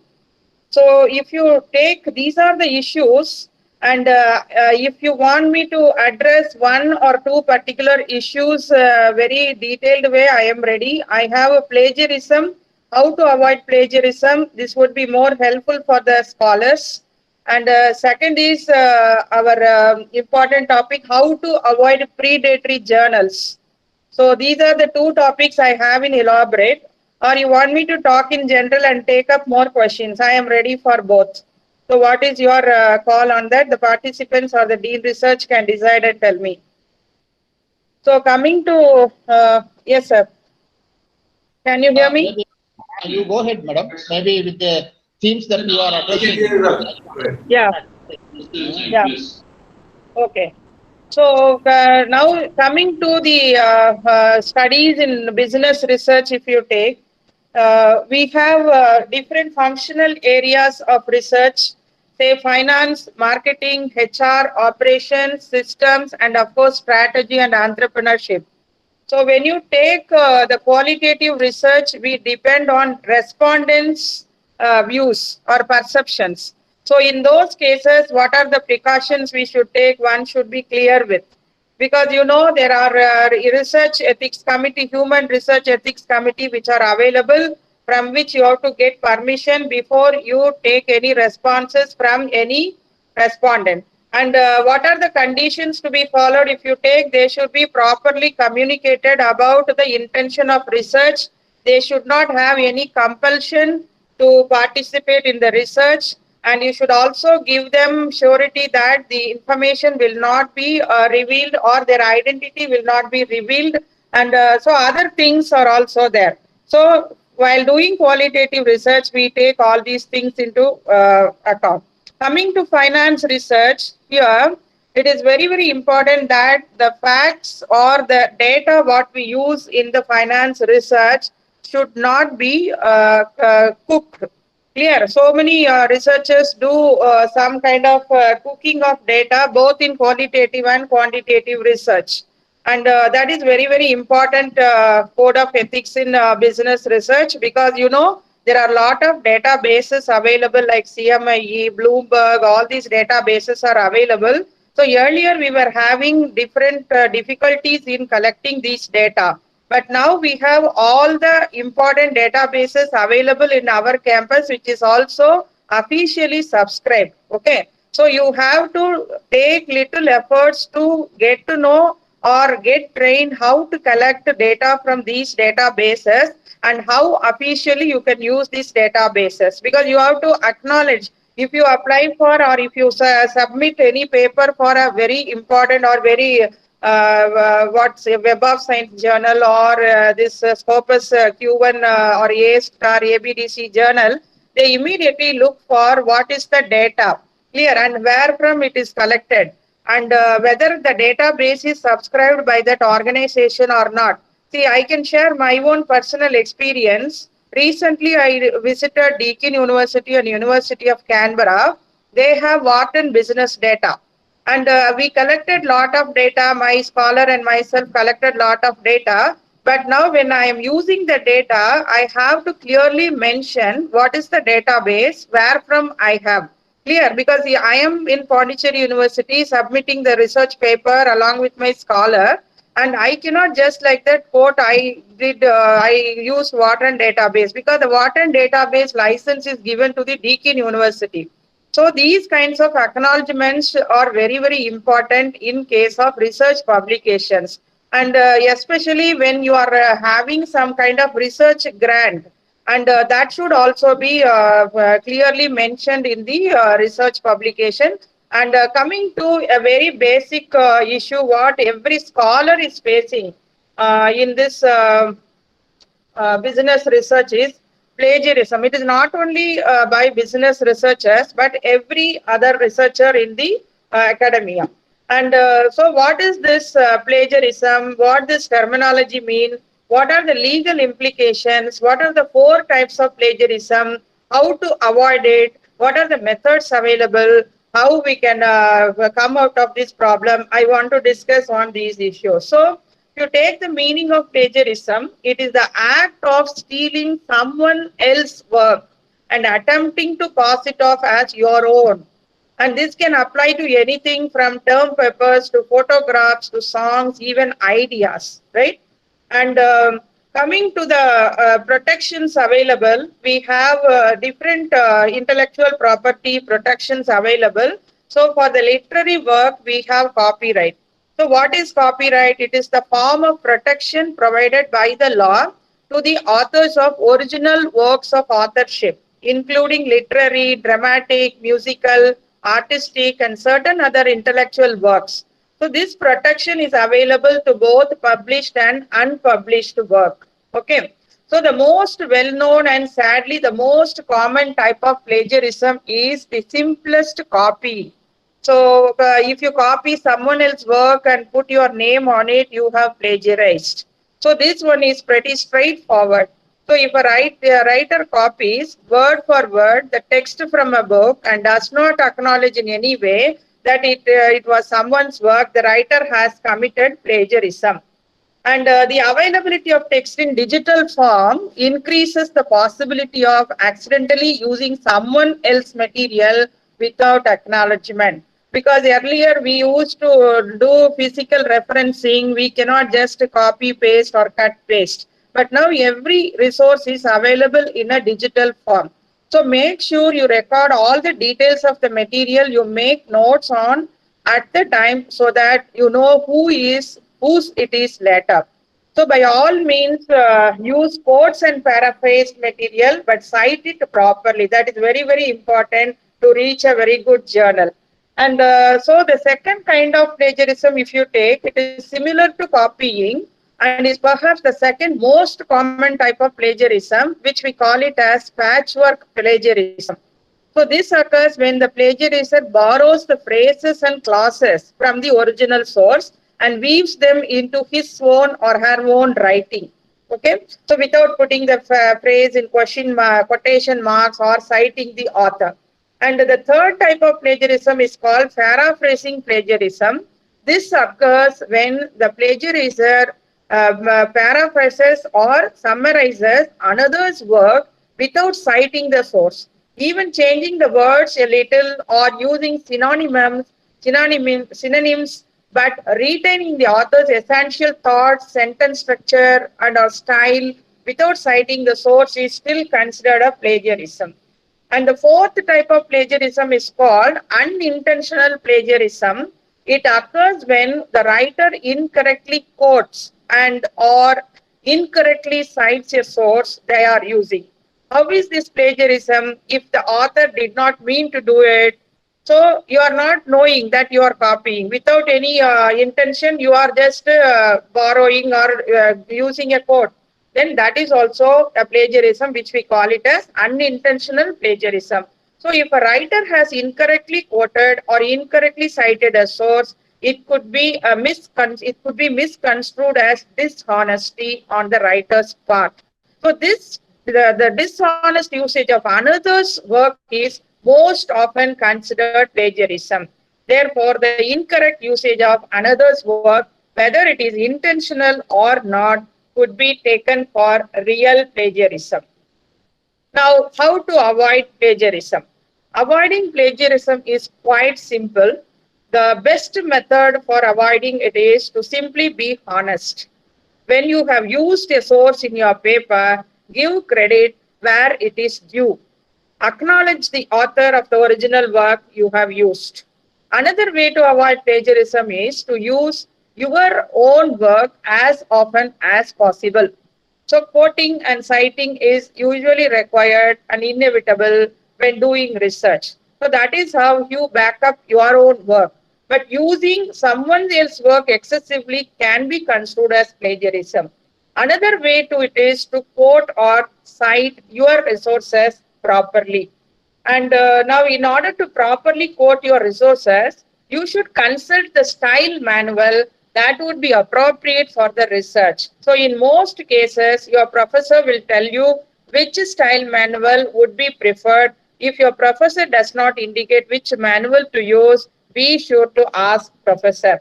So now I will also share the resources on that how to avoid plagiarism or referencing, because the referencing is a good method. We have a APA style and other styles. I can share the document. Dean Research can share it later to the participants as well. And why we should worry about this plagiarism? Is there anybody to watch us? Yes, of course. So UGC, in its promotion of academic integrity and prevention of plagiarism in higher educational institutions regulations 2018, they have clearly brought out this particular phenomenon. Plagiarism would be quantified into the following levels. What are the levels in ascending order of severity for the purpose of its definition? So if any member of the academic community suspects with appropriate proof that a case of plagiarism has happened in any document, he or she shall report to the Departmental Academic Integrity Panel. So every department will have an academic integrity panel, and that should be brought to the notice of that particular panel. Upon receipt of such a complaint or allegation, the departmental panel shall investigate the matter and submit its recommendation to the institutional academic integrity panel. This is at a university level or college level. Then the authorities of higher education can also take suo motu notice of any act of plagiarism and initiate proceedings under these regulations. Similarly, proceedings can also be initiated by the higher educational institution on the basis of findings of an examiner. That is why while submitting thesis, we always ensure less than 15% plagiarism by using the Turnitin or other kind of software for plagiarism check. So all such cases will be investigated by the your institutional academic integrity panel. And what constitute this integrity panel at departmental level? Normally, it is the head of the department, senior academician from outside the department, then a person well versed with anti-plagiarism tools to be nominated by the head of the department. So these constitute your departmental academic integrity panel. And departmental, again, if you take the regulations relating to institutional academic integrity panel, chairman will be pro vice chancellor or dean or senior academician of the higher educational institution, and committee members will include senior academician other than chairman and one member nominated by the head of the institution, and a person well versed with the anti-plagiarism tool, another member. So these constitute an institutional academic integrity panel.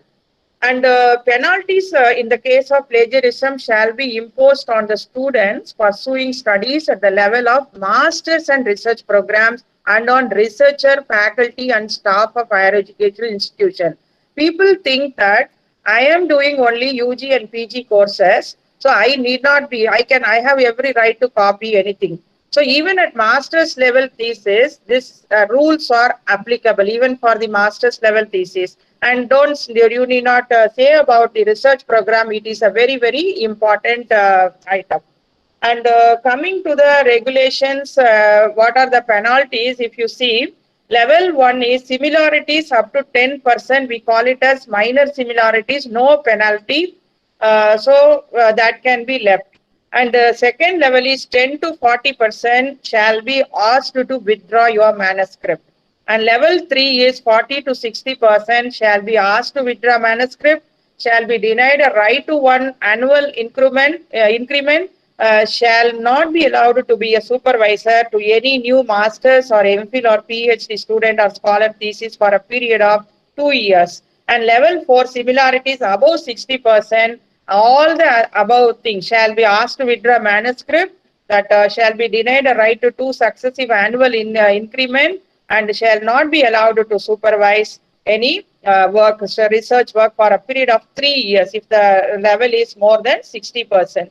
And coming to the students, what are the penalties? If you look at level 1, no penalty, and level 2, 10 to 40%, students shall be asked to submit a revised script within a stipulated time period not exceeding 6 months. Level 3, similarities above 40% to 60%, students shall be debarred from submitting a revised script for a period of 1 year. Level 4, similarities above 60%, student registration for that program shall be cancelled. So now coming to the tools available, what are the tools available? So our university has already subscribed Turnitin. We have lot of free softwares available to check the plagiarism, like Authentic, Urkund, Grammarly. Grammarly also recently subscribed by our university.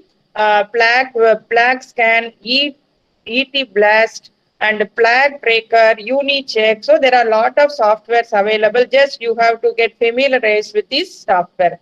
And plagiarism is avoidable if you understand what plagiarism is and understand what citation is, and look at your writing like your reader does. Okay, so now how to avoid? So there is a lot of mechanisms available or methods available. The first method available is quoting. What is quoting?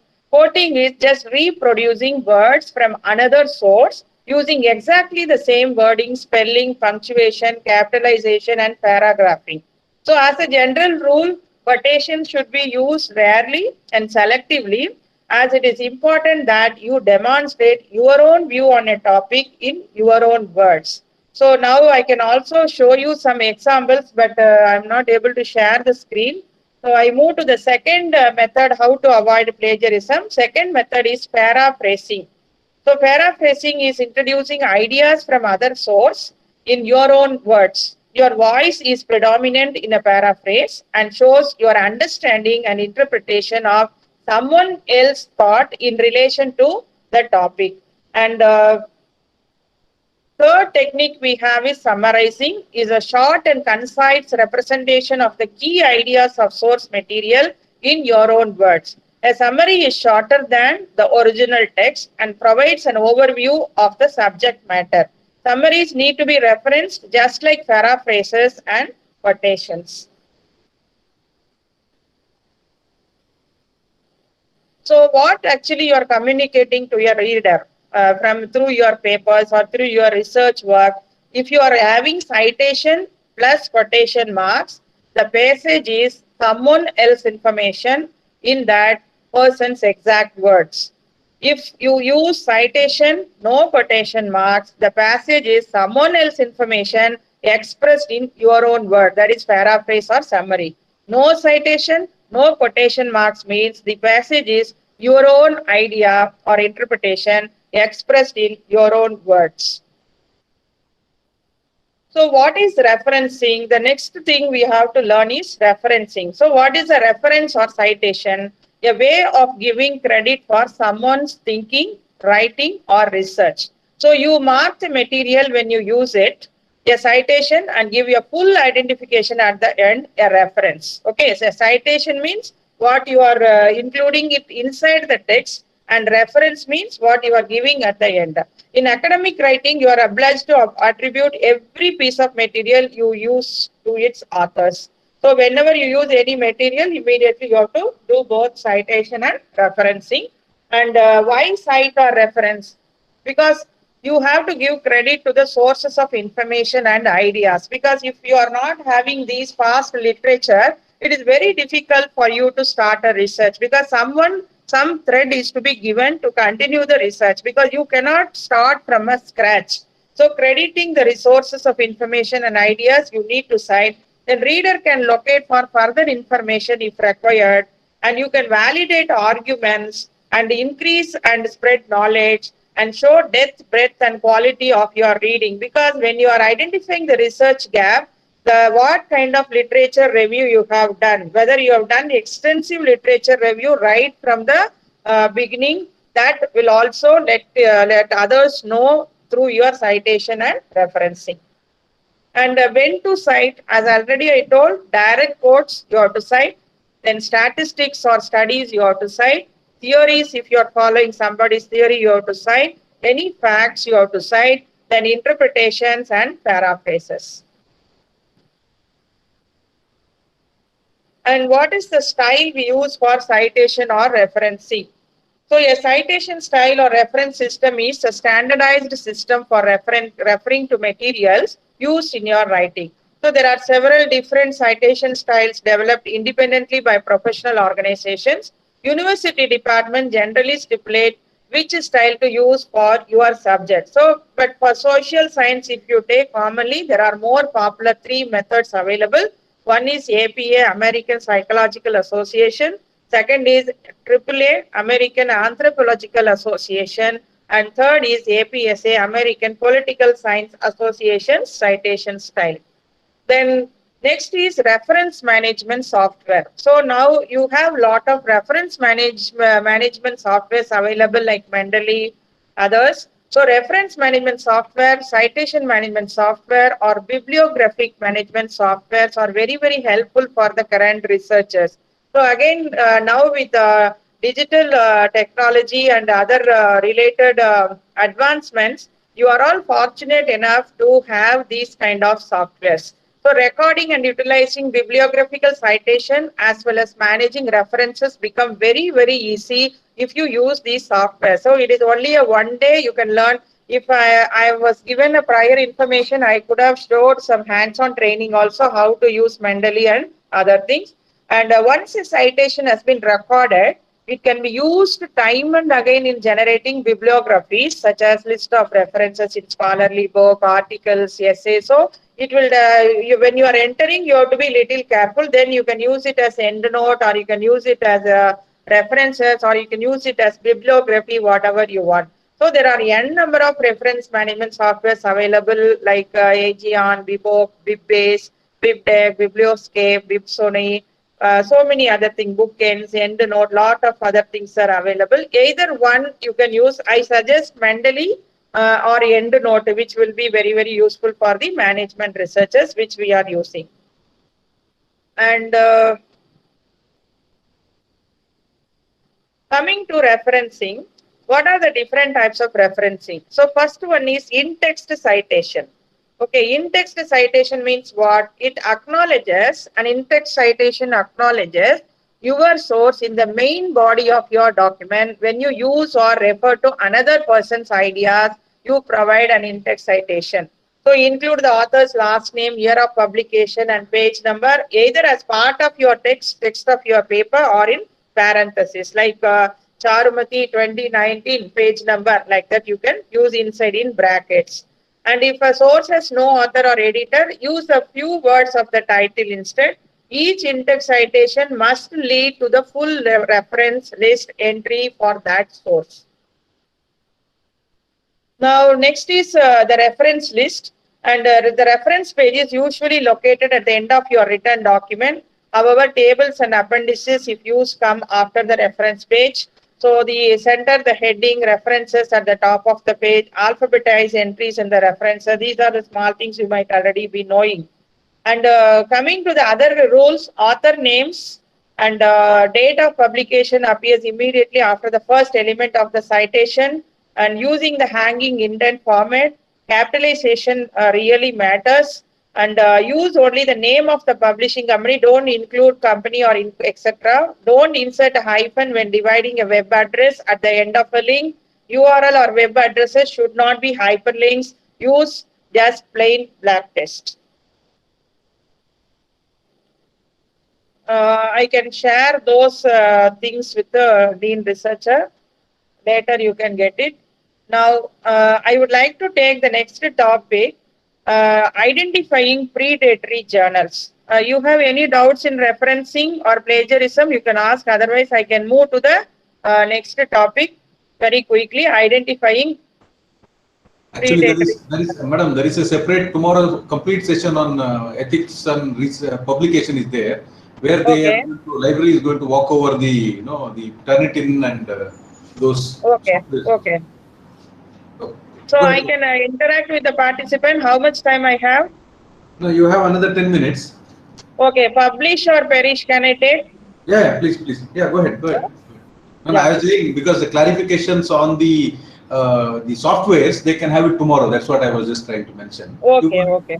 So mine is about how to identify the predatory journal. That also librarian will cover, I think, right? Yes, yeah. Maybe if you have any comments, you can tell, and then go to the. Yeah, I can cover only relating to business management. Yes. Okay. Yes. Yeah. So coming to the criteria for determining predatory journals, you can all refer to one website called B for Bombay, E for Eagle, All's List, Webley.com. So that professor is a librarian professor. Anyhow, tomorrow you are having a good session on by the librarian. So that website gives you what are open access scholarly Publishers Association Code of Conduct, Committee on Publication Ethics, and International Association of Scientific, Technical, Medical Publisher Code of Conduct. So coming to our topic, how to identify a journal, especially coming to business management.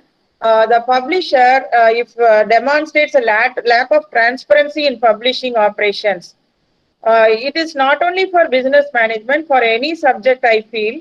So that will definitely make you understand that whether the publisher is demonstrating transparency in publishing operations, whether the publisher has any policies or practices for digital preservation, DOI, depends on author fees, whether they are charging.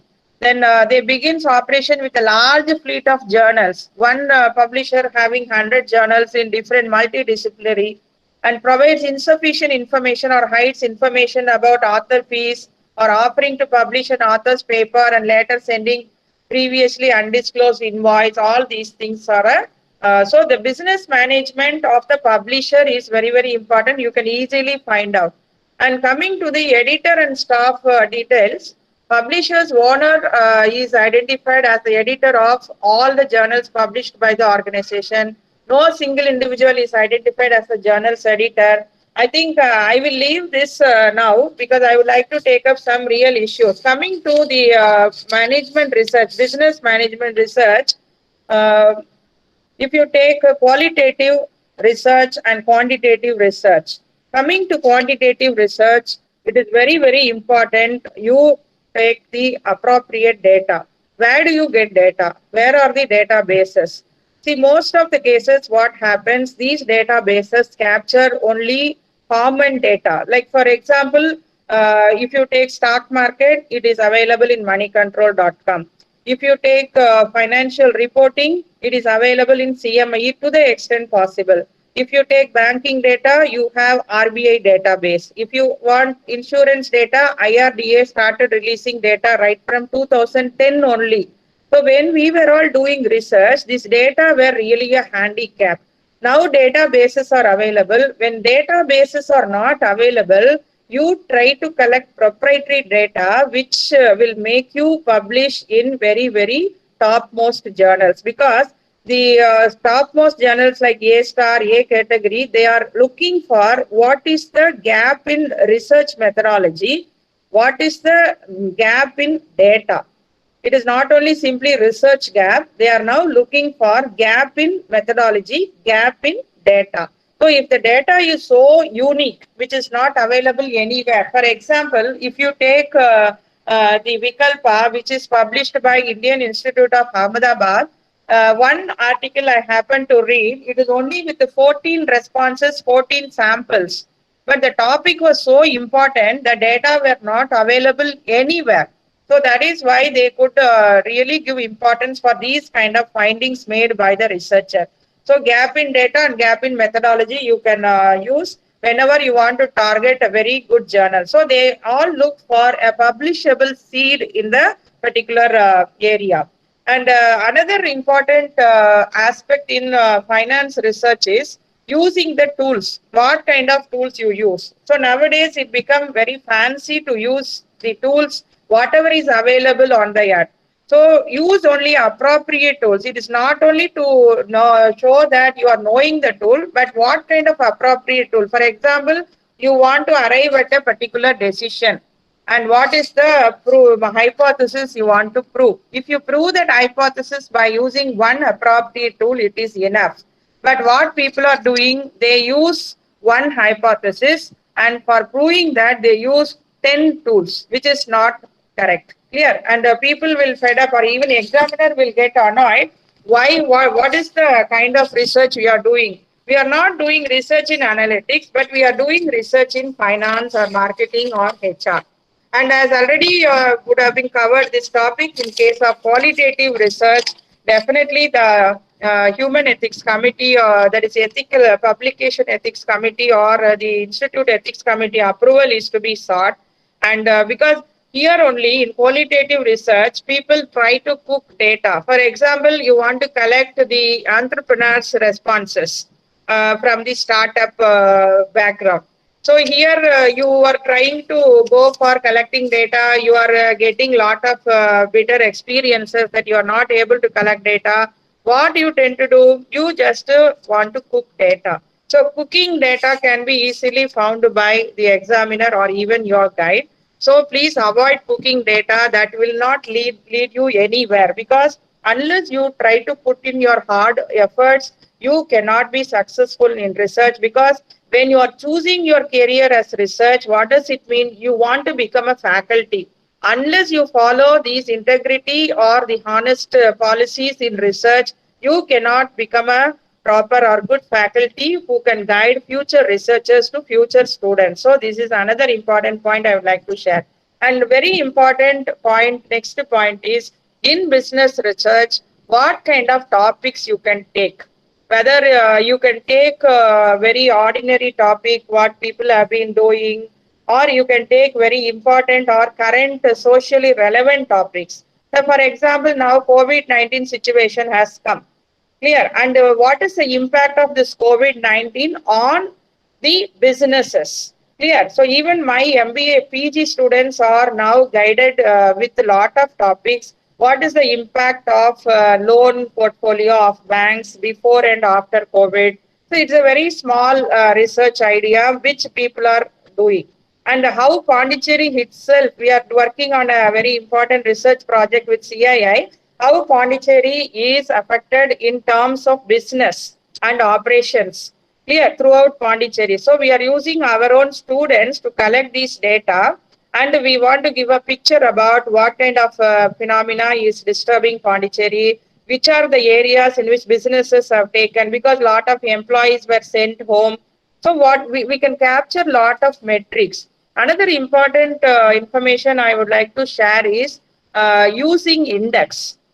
How people can use index, even whether it is a qualitative study or quantitative study. In case of qualitative study, you have to develop both. You have to develop index, but in case of qualitative study, you have to be little careful, because the phenomena what you want to capture will not be directly available. So you have to do content analysis of the information available. So these content analysis, while you are doing, you again have lot of softwares available, manual content analysis or automated content analysis. So while using index, you think it in a comprehensible manner. For example, I want to measure the entrepreneurial or a women empowerment. Take for example.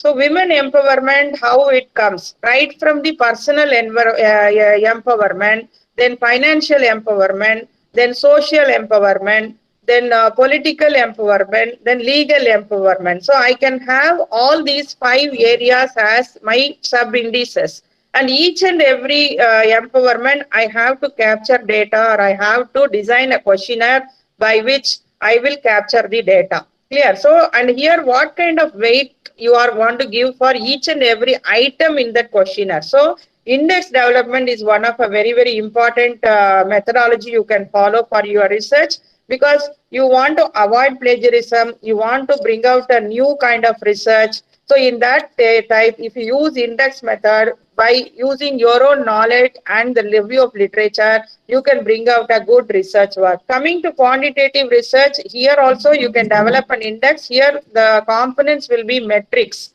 Clear. Like for example, if I take online banking, so what are the online banking methods available? RTGS, NEFT or mobile banking. So in each of the 3 things, how this pandemic has improved their business, banks, businesses, that we can do research. Clear. So like we can go on teaching or talking about these indexes and other things. So business research, whenever you take topics, you take topic which is very, very relevant to the business organizations or a particular industry better. So if you take a topic which is not at all required by industry, nobody will support. And when you are doing research, try to connect with the appropriate organizations or collaborate with the proper organizations or the agencies. For example, if I do banking research, I should definitely collaborate with RBI database and RBI personnel or IBA personnel. If I do research in banking technology, then I have to at least have some consultation or discussion with IBDRT, that is a Banking Technology Research Institute available. Then if I do research in insurance, I should have some discussion with the IRDA officials, so that what kind of research we do, whether those organizations are looking at or not.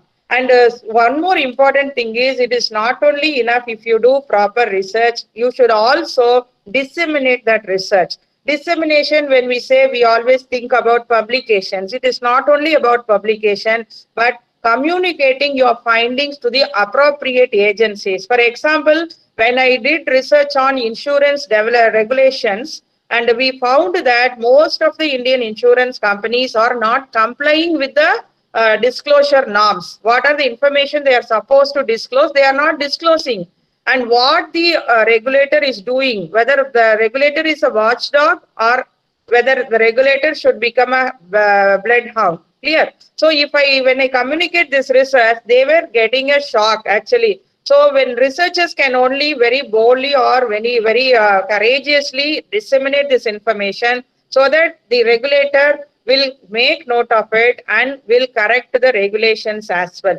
And same way, if you take RBI related or other related researchers, voluntary disclosure, we have done one, and we are doing that financial inclusion. In financial inclusion, we have developed a model. It is not only we develop a model and just keep quiet, and it has been implemented in one big district. Vellore district is now using that model, successful model, that is going to be the Tamil Nadu government's model. So, but we have to communicate to the appropriate bodies so that they will also get benefit of this. Another important contribution I could say is one stock market model we have developed using artificial neural network, the analytics and the machine learning.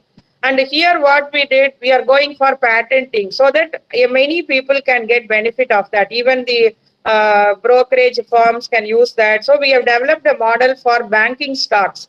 So in India, how the prices of bank stocks are predicted. And using a back propagation algorithm and artificial neural network, we have done it. And now we have communicated to many brokerage firms, and also we have applied for patenting the same. And another important model we have developed is credit risk analysis using machine learning. You know, now the government also has announced a lot of moratorium and other related packages because of this COVID crisis. And now organizations are not knowing what is the impact of this moratorium. So in these cases, someone can take up some kind of research so that that will be more clear to the participants or the borrowers as well as to the bankers. And here how credit risk measurement is varying, what kind of parameters they use. And already they are having well established system, but how it can be enhanced, that is our research focus. Clear? And when we are doing something and when we are able to increase the accuracy of the results, we should communicate to the industry concerned or to the regulator concerned. Same way in HR research, you can do a lot of wonders, like when you are using some kind of tools like the collection of data using email, or a collection of data using that Google form or Survey Monkey. So all those tools are now available for the current researchers. You can use it appropriately, and there is no dearth for any kind of facilities or resources now, I feel. It is only the researchers who have to come forward. When you are a full-time researcher, you have to do full-time research. Clear? You talk the research, walk the research, sleep the research, bath the research, eat the research. That is the concept we always have in mind. I completed my research as a full-time researcher. So when we were doing that kind of research, we always think about research, each and everything that has to be thought about research, and that is how we enjoy doing research. So I conclude by saying that research is a passion. It is not only to acquire degree, and it is the gateway to do research, more better research. So your PhD is only a gateway. And once you get acquainted with the databases, the analytical tools, the methodology for doing research, and the honesty in doing research, the ethics in doing research is very, very important, because when you are, because it is a very long way you have to go in the academia. And once you prove that you are not following the ethics, you are not following the honesty practices, then immediately you will be black marked. Clear? And it is easy to get nagged by anyone if you are doing some kind of a fraud. And if you are doing ethical research, following all the code of ethics, then there is no fear. Whether you contribute to the research or not, that is a different matter. But you are doing a proper, following a proper methodology, no one can question it. And the result, even one more important point I would like to add before I conclude is, whatever the result you get in research, be bold to communicate. Most of the researchers expect some kind of result. And if the result is not coming, they just keep the papers apart.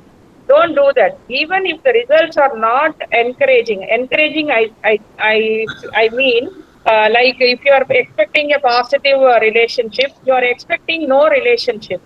So in that case, you should have guts to communicate that findings, because why you are getting that finding, it is because the data is like that, maybe the social background is like that. So it is not necessary that always you should corroborate always positively with the earlier finding. Should have courage to disclose the findings what you are getting. So with this, I conclude. Any questions I'm ready to take up. Thank you, Professor Charumati, for a nice presentation. Now we would. Yeah. I'm also thankful to her because last minute maybe I have given her only 10-15 minutes time for her to get ready. Yes, sir. Because I am on another Microsoft Meet with the students project work presentations. So thank you. You have brought out lots of good issues directly, which is very essentially needed for all the research scholars, more specifically on the referencing, how they have to reference and how to avoid, how to keep themselves away from this I can plagiarism, which is share the likely to be, document, sir. yeah, that is likely to have a long-term impact, and even in their entire life, they're subject to this. So, therefore, I think you have brought out good points. I think with this, will pass on. We both of us will thank the Dean Research for giving us an opportunity to address. I think a very good number of research scholars, somewhere around I am able to see, roughly about 77 people are on the queue, are in the listening to us. So if at least some 5 or 6 of them, they can take this into cognizance and understand and adopt, we will all be happy. Thank you. Thank you very much, Thank sir. you, In fact, just to add to what Professor Charumati was telling, yesterday also I mentioned this, in life, there is no eraser. Once you have made a mistake, that remains with you. Therefore, we have to be very careful in our career whenever we are doing research, because whatever mistakes we do will remain with us forever as a black mark. Yes. Thank you, sir. Now, Professor Mohanty is here. Professor Mohanty, thank you, Dr. Charumati and Professor Rao. Thank you, sir. Professor Mohanty? Yes, I am here. Good evening. Good evening, very good evening. Nice to see you back here. Now, Thank you. now this is the last but not least talk of this session, and it's always a pleasure having you, Professor Mohanty. And all of you, anyway, again, the scholars know Professor Mohanty very well. What we always appreciate is he's always smiling, ever smiling. And Professor Mohanty is the head of sociology department, and he is a good researcher. And his inputs on the ethics in social sciences research would be definitely adding on to what we have been discussing. Professor Mohanty, you can go ahead. Thank you, Professor Sethi. And at the outset, I must thank profusely Professor Pratap Sethi for organizing this wonderful workshop on ethics in social research, and also giving me an opportunity here to interact with the young scholars, research scholars, as well as faculty members, those who are present. I was told that a large number of students, they have enthusiastically participated in this event. It's good, very encouraging kind of things, and I am sure they will be immensely benefited from this program. It is a kind of long due, and Professor Sethi has taken the initiative and started it timely. So thank you so much. And as he told that I am the last speaker of the day, so I know there are some disadvantages because you have already heard many speakers. The participants must be tired also. But in the same way also, I have also attended today some important meeting, very long meeting. So nonetheless, I have the energy. I am sure you are young people, so you must have energy to listen to me. And by this time, you have heard many speakers. And you must have got some kind of background about ethics in social research. And all that I am going to present, they are not very new, that which you do not know, many of you must be knowing. And I must tell you there is no standard textbook or standard book that which gives clearly that these are the set of ethics for this kind of research. So all these ethics actually, these are actually very, in particular in social sciences, they are more debatable and there is no consensus, no uniformity. What are the set of ethics applicable for particular kind of research? So it is all kind of disputable in the sense, subject to disagreement. But there is also some unanimity, some degree of kind of agreement. So that is what I am saying. I have heard actually the speakers in the inaugural session partly, and they have also given a kind of a very comprehensive background about to ethics in general in research, not specific to social sciences, but in general, I will be dealing with only with the social science research, or to some extent in humanities also. But I have prepared some kind of slides, the PowerPoint slides I will share with you. I am also new to this online mode of teaching. I always like this classroom teaching, and this technology somehow actually I feel also nervous when the technology does not work. So, or I fail to make it work. So anyway, I will try to connect you to the slides which I have. I have few slides. I will follow some points, not necessarily that I will be speaking on those points exclusively, but I may add something more. Please give me some moment. I will connect you to those slides.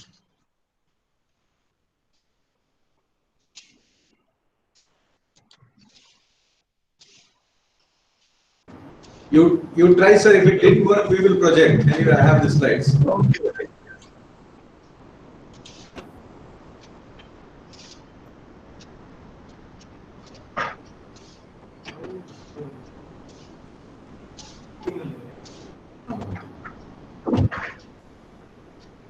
No. Professor, it's coming. It's coming? No. Yeah, now you open the presentation, it will come. It will come, but in case of any problem, you try once. No, not that one, sir. You open your presentation PPT. Can we put it, sir? Can we? Please. Just say next slide. Whenever it is required, you say next slide. Okay. It is not showing something. No, we will project. That's the reason I had asked for it, so that it's. I think it is not showing. No, we will project. And you stop. You put on stop presenting there, sir. Because it's on your screen. Yeah, I stop. Yes. Now it will come.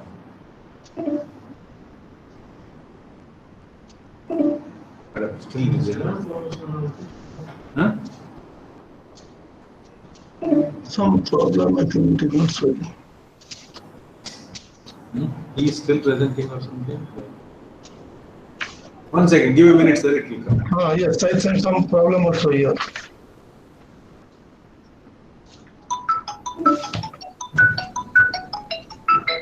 এটা কোন দেখাবলা নিও কিছু আসছিল নিও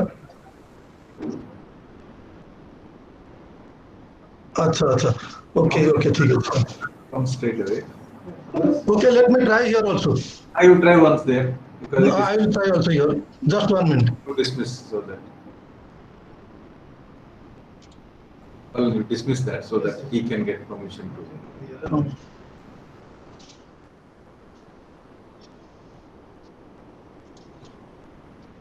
Now it's there. Now it's come.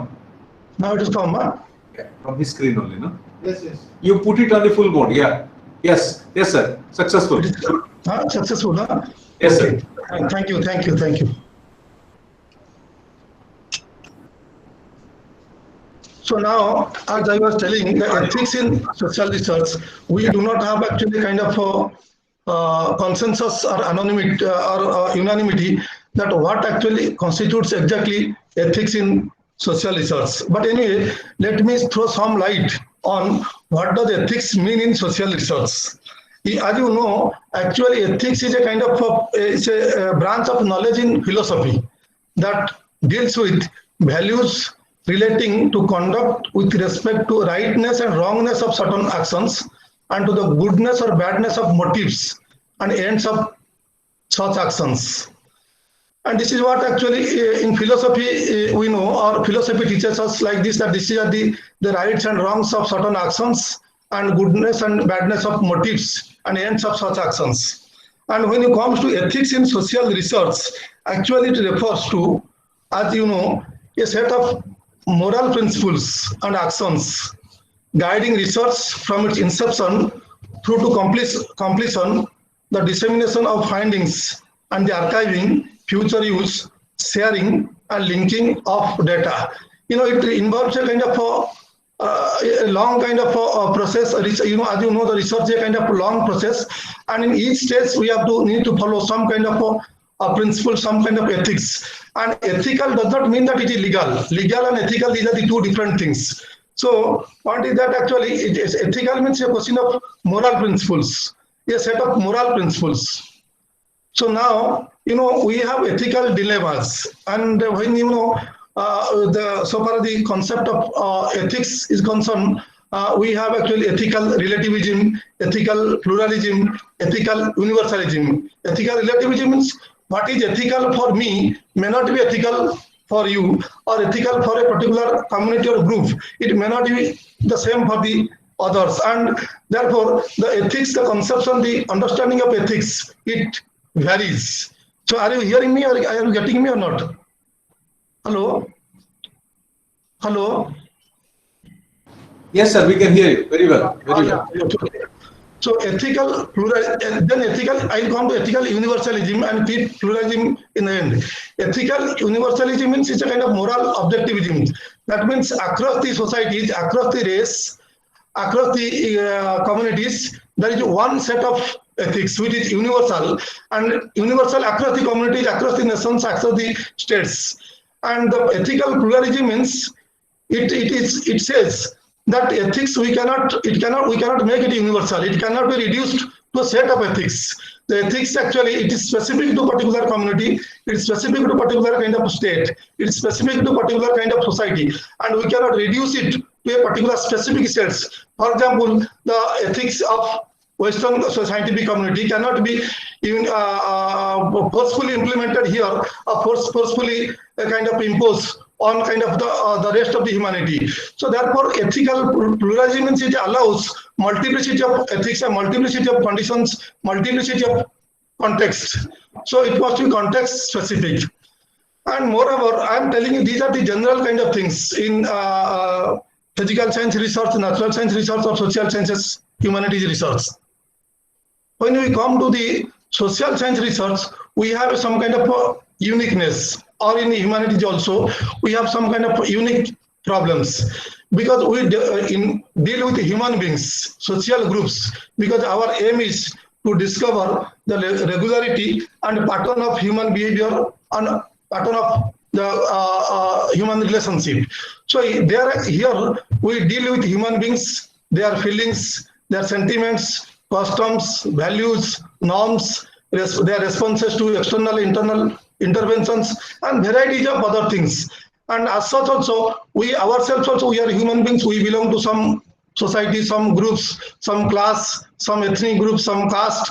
So we have also our own values and customs. So point is that actually it's a very delicate kind of things that in social science research, we deal with another set of human beings or another set of respondents, which are also having different kind of customs, sentiments, feelings. So how to handle, how to address these ethical issues, this is a kind of crucial thing here and very delicate here, unlike the research which is being conducted in other disciplines like physical sciences or natural sciences. And here we have a problem of objectivity. And objectivity, it is, social science research, we tell that it is a kind of interpretive science, what Max Weber says. It is a kind of interpretive science. And on the other hand, we have also positivist approach, which equalizes social science research with natural sciences. But point is that actually we have much of the kind of it is a debatable kind of things. The debate is inconclusive, which we have not yet arrived at a kind of consensus, which one so far as the problems of objectivity is concerned.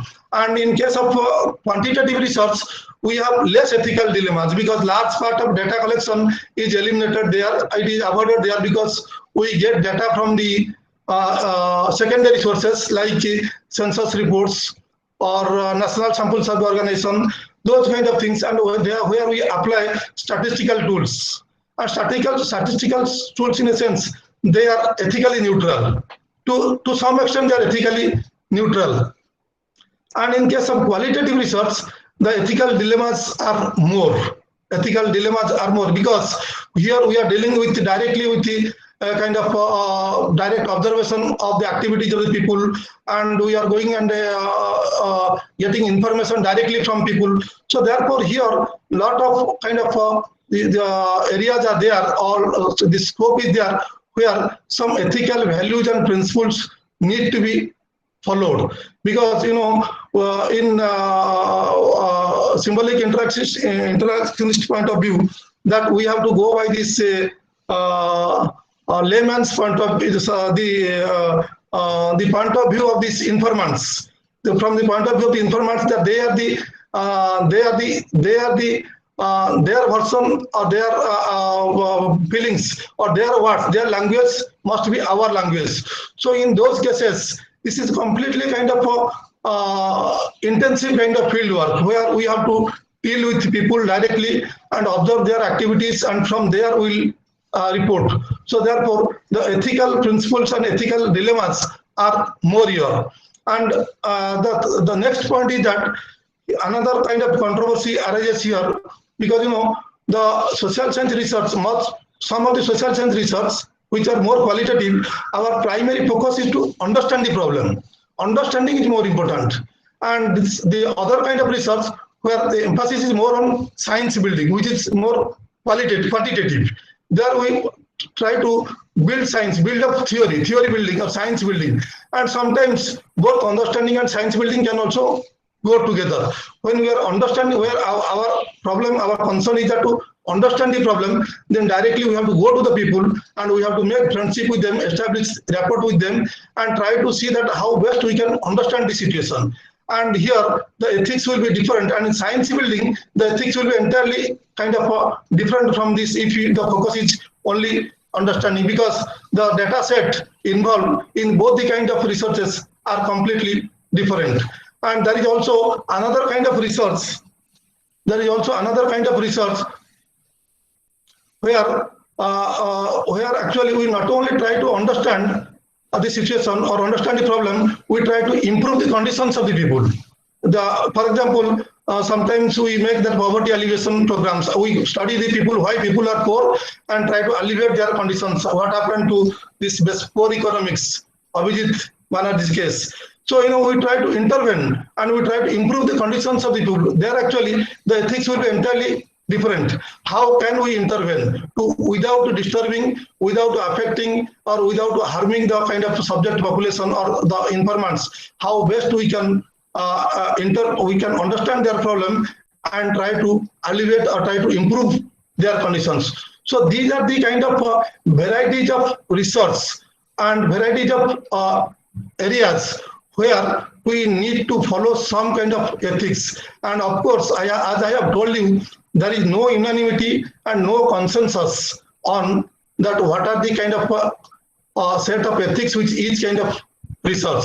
There is a long discourse in social sciences as a whole relating to this ethics in social research. We don't have time actually to discuss all these things, and that you can, when you have time, you can read some more kind of things starting from the structure of scientific revolution, Thomas Kuhn's work, till the recent kind of things, recent debate and discussion. You can follow that. So now with this, I will proceed to the next slide.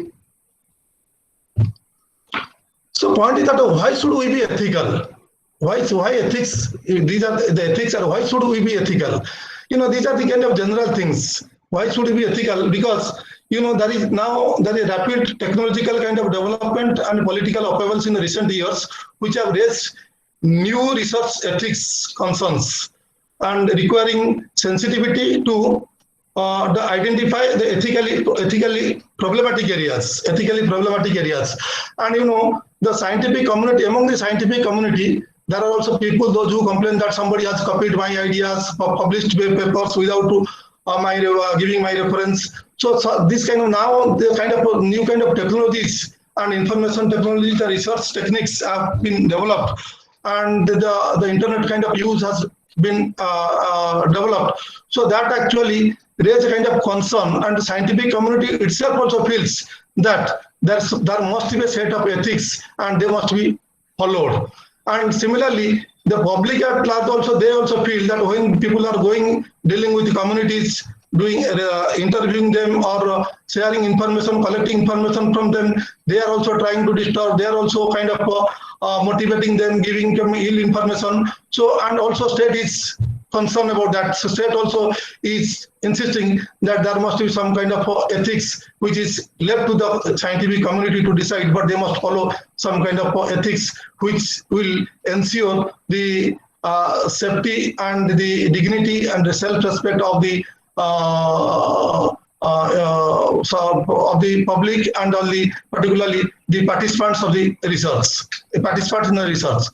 So then, if you don't at individual level also, if you do not follow, it amounts to kind of scientific misconduct. It will lead to kind of you will end up in problem that your report is found that you have you have not followed the minimum kind of things. Your report as you have plagiarized the report, your findings, or the 20%, 30%, those kind of things, and some fraud. Finally, also without knowingly or unknowingly, you will end up in problems. So therefore, it is better to be ethical and follow the ethics from the beginning, and as far as possible, and it is as far as practicable. So the ethics is important. It is important because particularly in the recent context, in the current context, where actually lot of changes and technological development have taken place, and the research once it is published, it will be for the global community, it will be across the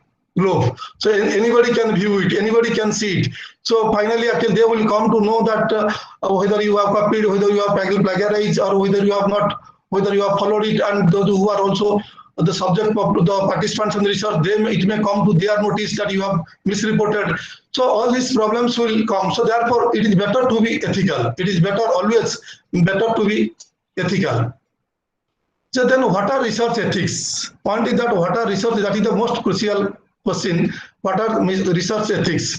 As I told you, research is a very long process, and our primary aim is to discover new facts and verify the old facts.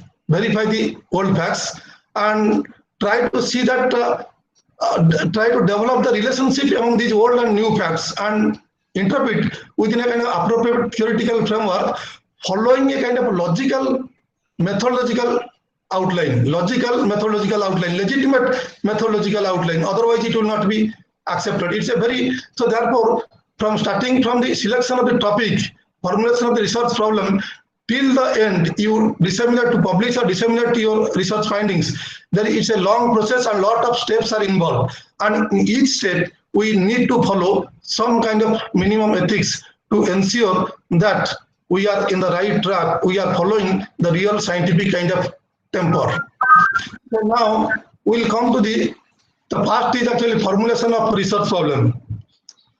When we are formulating the research problem, we must ensure that it's a new research problem. It is it's not a repetitive kind of thing. I am not saying that something kind of paradigm shift, which Thomas Kuhn was telling, that the research actually is a kind of paradigm shift, which is a scientific revolution. Now, scientific revolution which should not come through cumulative progress, rather actually a kind of a jump, or is a kind of breakthrough. And in fact, honestly speaking, the scientific revolution, which was actually published in 1962 by Kuhn, it posed a challenge about how science should work and did work actually. So point is that normally actually, when the paradigm shift of research, that kind of research breakthrough is not possible. At least the puzzle solving kind of things. Normal science does it, puzzle solving. Some kind of a problem must be there, which is not repetitive, which is a new, and it warrants investigation. Not that people are doing that women empowerment in Dindigul district. Next day you can find women empowerment in Madurai district. Just change the topic or change the area, same topic and similar kind of objective, similar kind of hypothesis. That is actually not ethical. It is not plagiarism. There is no plagiarism, but it is unethical to borrow somebody's borrow somebody's topic or idea and do a kind of repetitive kind of things, which is actually no research value and no academic merit. So it must be a kind of a new problem, research problem, new problem. And formulation of research problem actually the most important part of the research. And once the research problem is properly formulated, 50% of your research work is over. And it must emanate from the existing kind of research debates and research kind of gaps. You must study critically the available literature, available studies, and identify the gaps, and with that to develop a kind of a new problem, new insight, and try to formulate your research questions and pose the problem.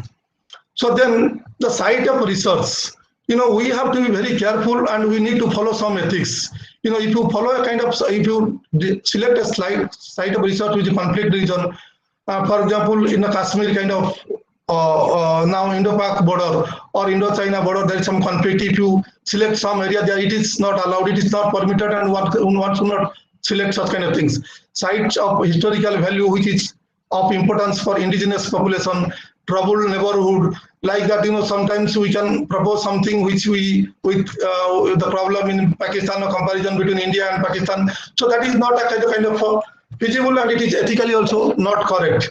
And also sensitive areas of research, we must see the ethical kind of things have to be followed, because if you want to study the sexual behavior, illegal or political activities, experience of violence, criminal kind of activities, these are the areas where actually strictly some ethics should be followed, and ethics actually which was actually the norms, rules and regulations prescribed by the state and must be taken into account. And if you select something like this and end, when you go to the field, you cannot do the work, it will amount to kind of serious kind of problem and serious kind of embarrassment and kind of problem. So therefore, it is better always to be sensitive while selecting the areas of research. So you have to select a kind of appropriate topic and appropriate kind of area where this research can be carried out.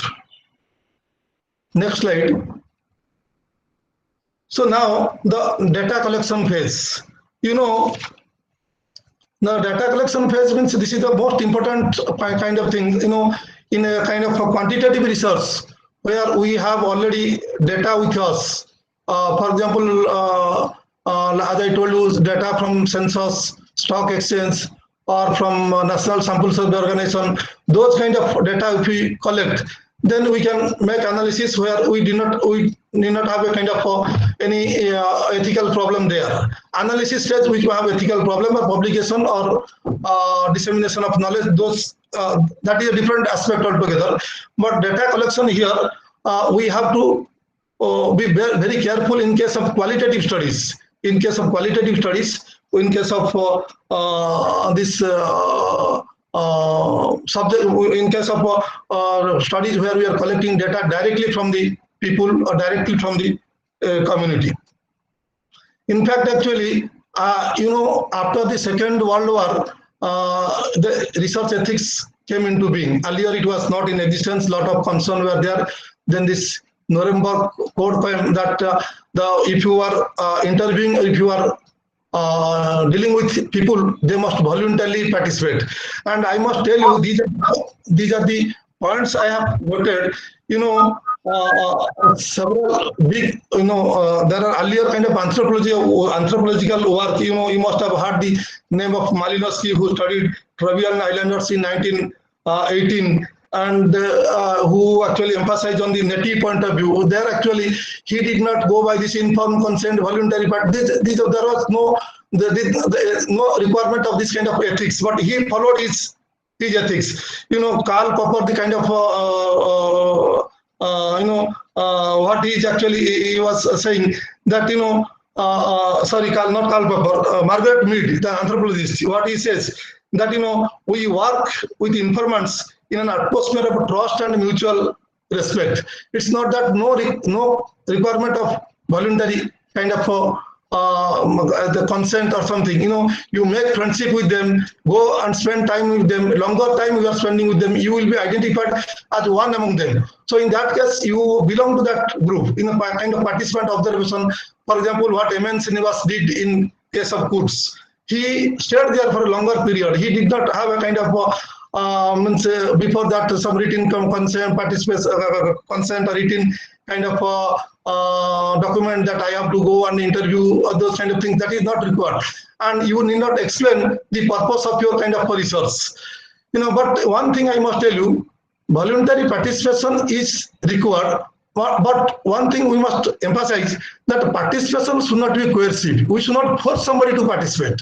It cannot be coercive. It must be voluntary. They must, on their own, they must be willing to participate. The way we need to establish rapport, we need to establish contact, we need to mobilize them or influence them, that they will come voluntarily and they will participate in the research, and there will be no coercion. And in case of the informed consent is required in case we are handling or we are dealing with children, mentally retired kind of people, or elderly people, or some kind of psychologists, those who study the mentally retarded people, or elderly population, or some having some sickness, chronic kind of sickness or illness. So in those cases, we need to have informed consent. Otherwise, it will lead to legal kind of problem or some kind of reporting. Even if, however honest you are, it may create some kind of problem afterwards. So therefore, this is a kind of essential kind of component in specific research where we are dealing with the a specific kind of population like children, mentally retarded kind of population, or as I told you, elderly population, or very people those who are having chronic illness, or who do not have a kind of ability to speak, or so those kind of cases we need to have some kind of informed consent. And as I told you, the Nuremberg kind of code, they have emphasized that they must participate voluntarily. And there are also other kind of international kind of agencies. They have come up with the kind of agreements and kind of the code of conduct for research, like Helsinki Declaration. Many other kind of UNESCO also has come out with some kind of the code of conduct. So all of them, they ensure that we should not do anything which will affect the right, dignity, justice of the population, of the informants, and we should not cause any kind of mental stress, anguish, embarrassment, and we should try to protect them from physical, social, and psychological problem and financial loss. Sometimes we should not, our research should not lead them or make them to lose financial. They should not incur any kind of financial loss. We cannot give them anything, or we should not make them any kind of put them in any kind of situation which will cause some financial kind of loss. And also we need to see that their privacy is maintained. When we are going interviewing some household, some people, and they have also, everybody has, you need to maintain some kind of privacy, and we should not venture, we should not do something which will affect their privacy and which will affect their kind of which will affect their modesty. That also we must see that. And anonymity, and there are, when we are doing research, we are collecting information, we collect information varieties of things, because it may be somebody may be narrating something which is against another group of people or another individual, or against the state or against the community. So therefore their identity must be kept secret. When we I remember when we provide case studies, the cases, we do not give names. We give fictitious names, or we can say that age 59 or age 60 said like this, B, C, X, Y, Z, like that. We should not put names, so that anonymity is maintained. We are not putting that person, we are not revealing the identity of the person who narrated the event, who helped us, and with whose ideas or with whose experience we are building up our arguments, or we are trying to develop our kind of findings. And another thing also, we should not exploit the participants or subjects for personal gain. Sometimes when we go to the village, we expect that they should also give some gifts to us, or we ask them that we expect them they should offer a kind of a cup of tea or some of the things, free kind of things. We should not exploit them, or any kind of personal work or personal use. We should not use them, because they are the valuable kind of source of information, and with their information we have to, our research actually will be completed. So they are actually, we have to see their convenience and their comfort while getting or eliciting information from them. And confidentiality, we have to maintain confidentiality. We have to maintain whatever they are saying. We should not share. But sometimes people.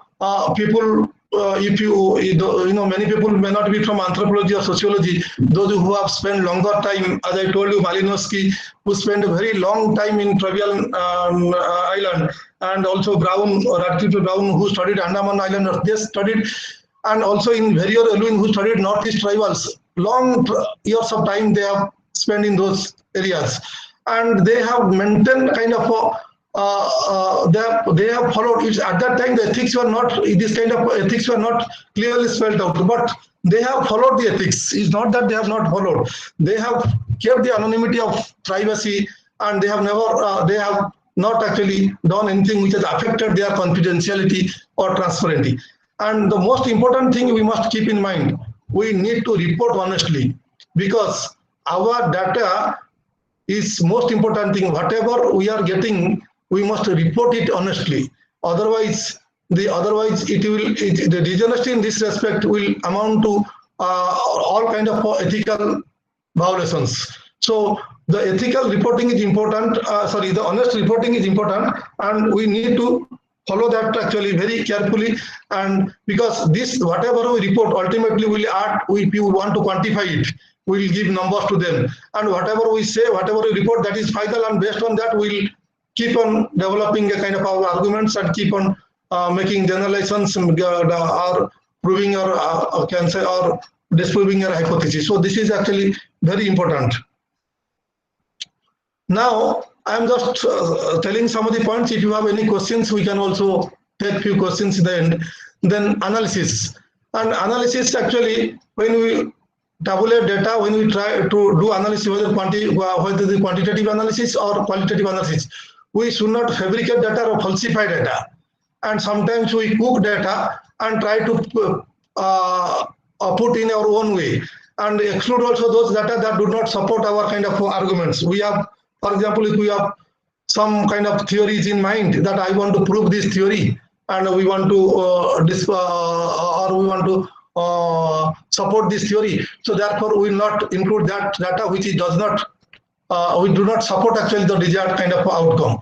So that is actually the very bad. The real scientist actually, what Karl Popper says, that real scientists always try to refute rather than confirming their theories, confirming the theories or hypothesis. Even if your data is not supporting the theory, your argument, you can give a different kind of view and try to see that how this existing theory or existing debate, existing discourse is misleading, or your data is giving a new insight, new trend, new kind of insights. So that is more important. And we need to also use appropriate statistical tools. Appropriate statistical tools. If we do not follow, if you are good in statistics, you use statistics. Otherwise, if you are not good, don't use statistics, which is not appropriate. Or you take the help of somebody who are statistical experts and try to see that to explain your situation, explain your data, and explain what you want to discover. And then you can take the help of the statistical tools. Inappropriate use of statistical tools may mislead the results, and it is also not ethical to use some statistics as per your convenience, or as per your kind of desired kind of goal. So therefore, you need to follow a kind of a very appropriate, very kind of specific statistical tools. So nowadays, actually, a lot of statistical kind of things are available, and I have seen many PhD theses. They have taken hypothesis proved, disproved, like that, and those statistics has no actually meaning and inappropriately they have used, and it is actually the wastage of your time and also the wastage of reader's time. So then the other part actually, the politics of research. Politics of research here.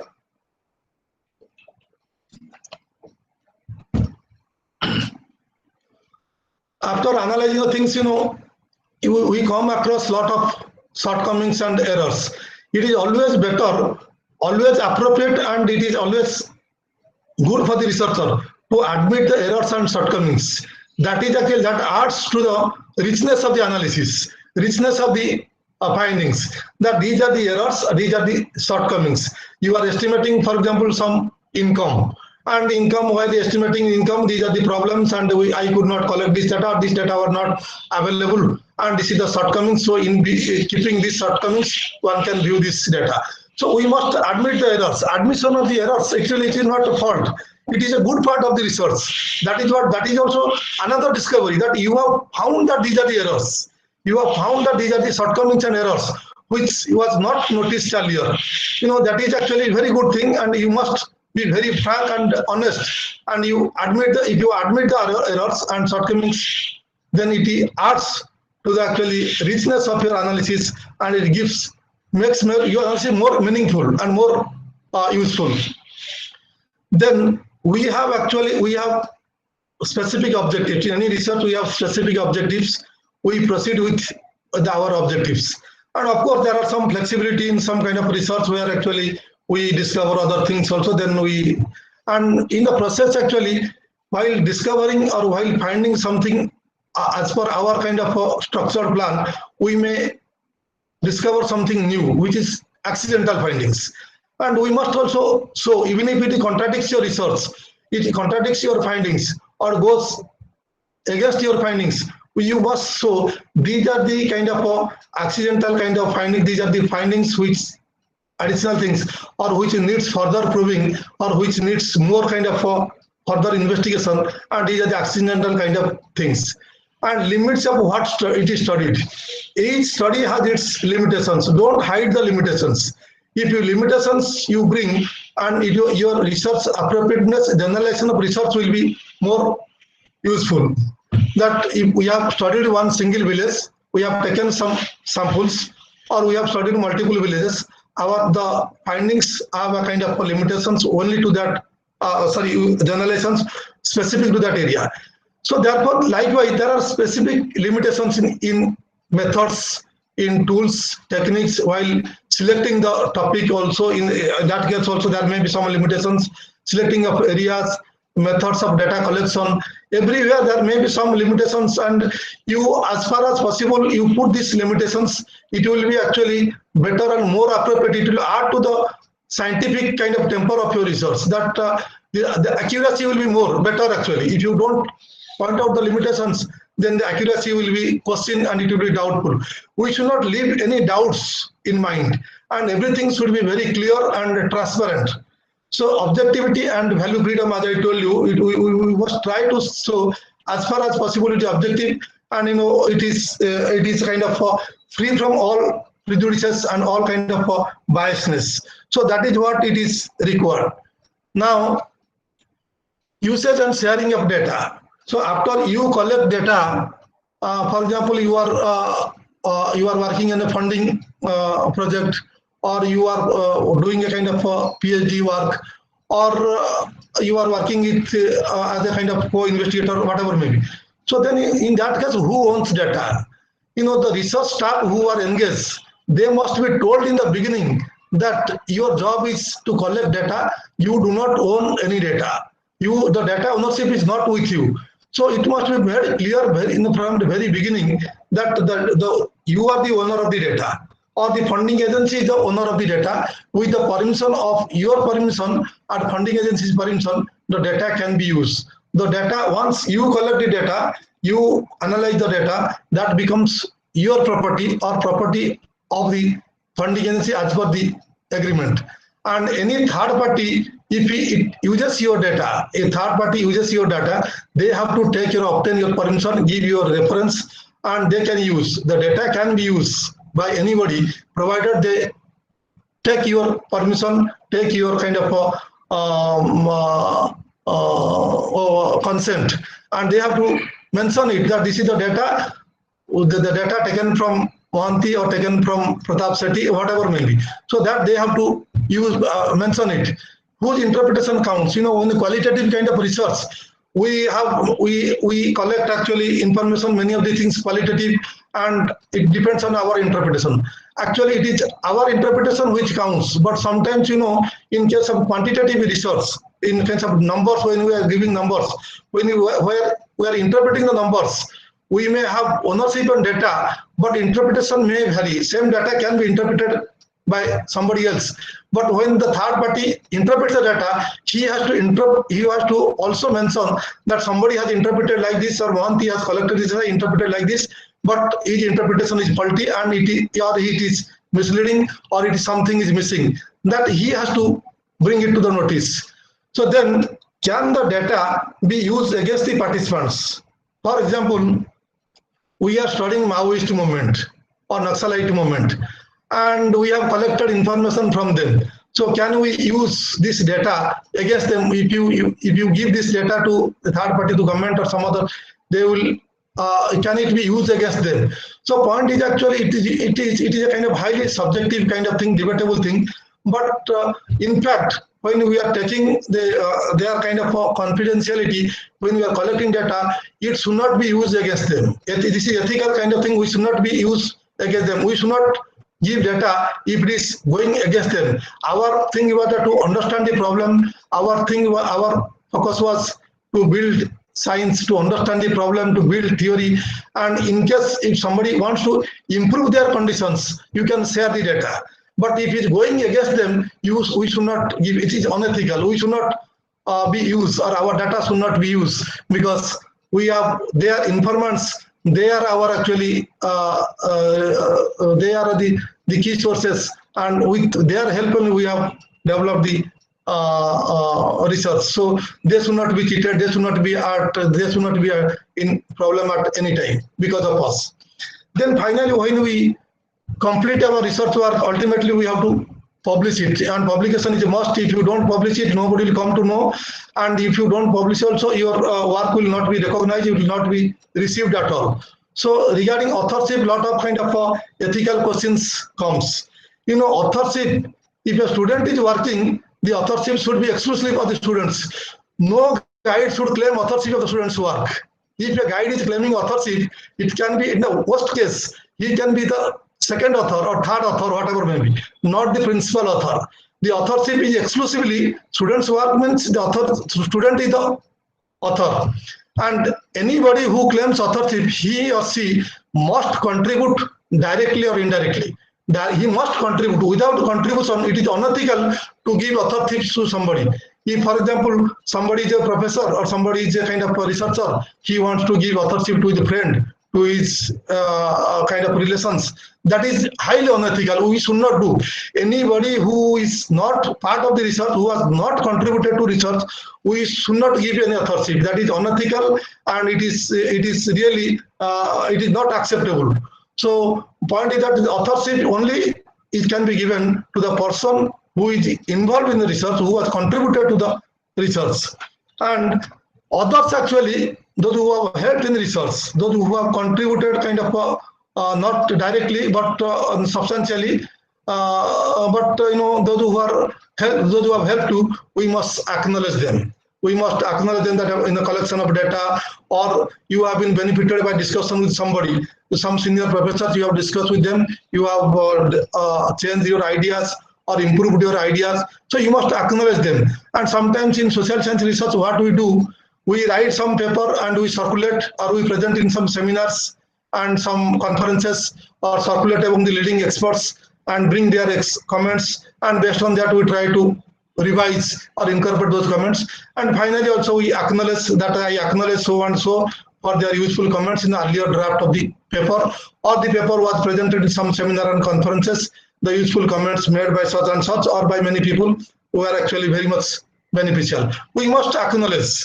And those who have helped you also in the processing of data, in the tabulation, or you must acknowledge. And when you publish data, when you publish a paper, it is not possible to acknowledge everybody. It is a long list of acknowledgements one cannot give. Only in thesis one can give a long list of acknowledgements. But in the publication of paper, if you are publishing in a paper form, in a book form, you have to give acknowledgement. You have to acknowledge only the key persons. Only the key persons who have substantially helped you, or without whose help you would not have completed the research. We would have faced a lot of problems. So acknowledgement is essential part of it is ethical kind of thing. We must acknowledge. So if you do not acknowledge, if somebody may claim that you have discussed with me, that is my idea, and you have taken it. So if you acknowledge, you keep, as a researcher, we have to also keep in our position, in safe position. There should not be any doubt, any kind of controversy, any kind of disagreement, dispute. It because the research is actually the whole thing that it is based on logic and it is based on clarity. And it is based on also, it's a transparent kind of, nowhere there should not be any sort of doubt actually on our work. So it will be very clear, it will be very transparent and very simple and very honest also. So then publication, when we publish, we must publish in professional journals. It's also, it's not Can we conclude, sir? Yeah, so we must publish in professional journals and periodical, not in a kind of local journals which are claiming that international journal, national journals, we should not publish there. Anyway, thank you so much. If you have any question, you can ask. If time permits, I do not know. Thank you. I think we'll take a few questions, sir. Thank you very much, sir, for a very nice presentation. In fact, you have addressed those corners which others have not. Therefore, it's really a nice one, icing on the top of the cake. Therefore, I would request the students who have any clarifications or doubts, please identify yourself and then ask questions.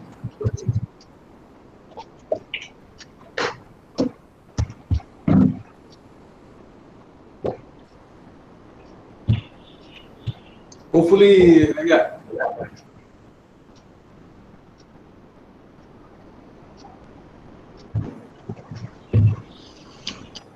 So now it is more than 5 students must be leaving, so they must be tired.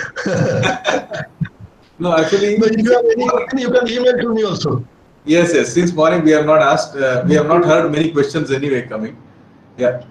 Anyway, question I can also respond to them if they send by email also. No problem. Yes, exactly. Therefore, I thank Professor Mohanty for extensive talk on the. Can we send this mail to your presentation to them, sir?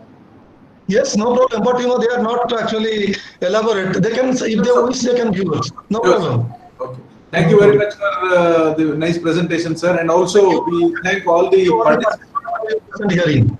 Thank you all the participants for the present hearing, and also I am thankful to Professor Sethi for giving me an opportunity here. It is really, it's a kind of a wonderful experience. So I hope I made some sense. Thank you, sir. Thanks a lot. It was really nice. And for all the participants, next session will be not tomorrow. It will be day after tomorrow. That is 9th July at 10 a.m. on the publication ethics. And link is just sent to you by mail. And you can join at 9:45 like before. Thank you very much. And we have put these presentations on the YouTube already. You will be able to view all the 3 sessions, including this one. Except this session, all the first 3 sessions are already online. This will come soon. Thank you. Thanks a lot.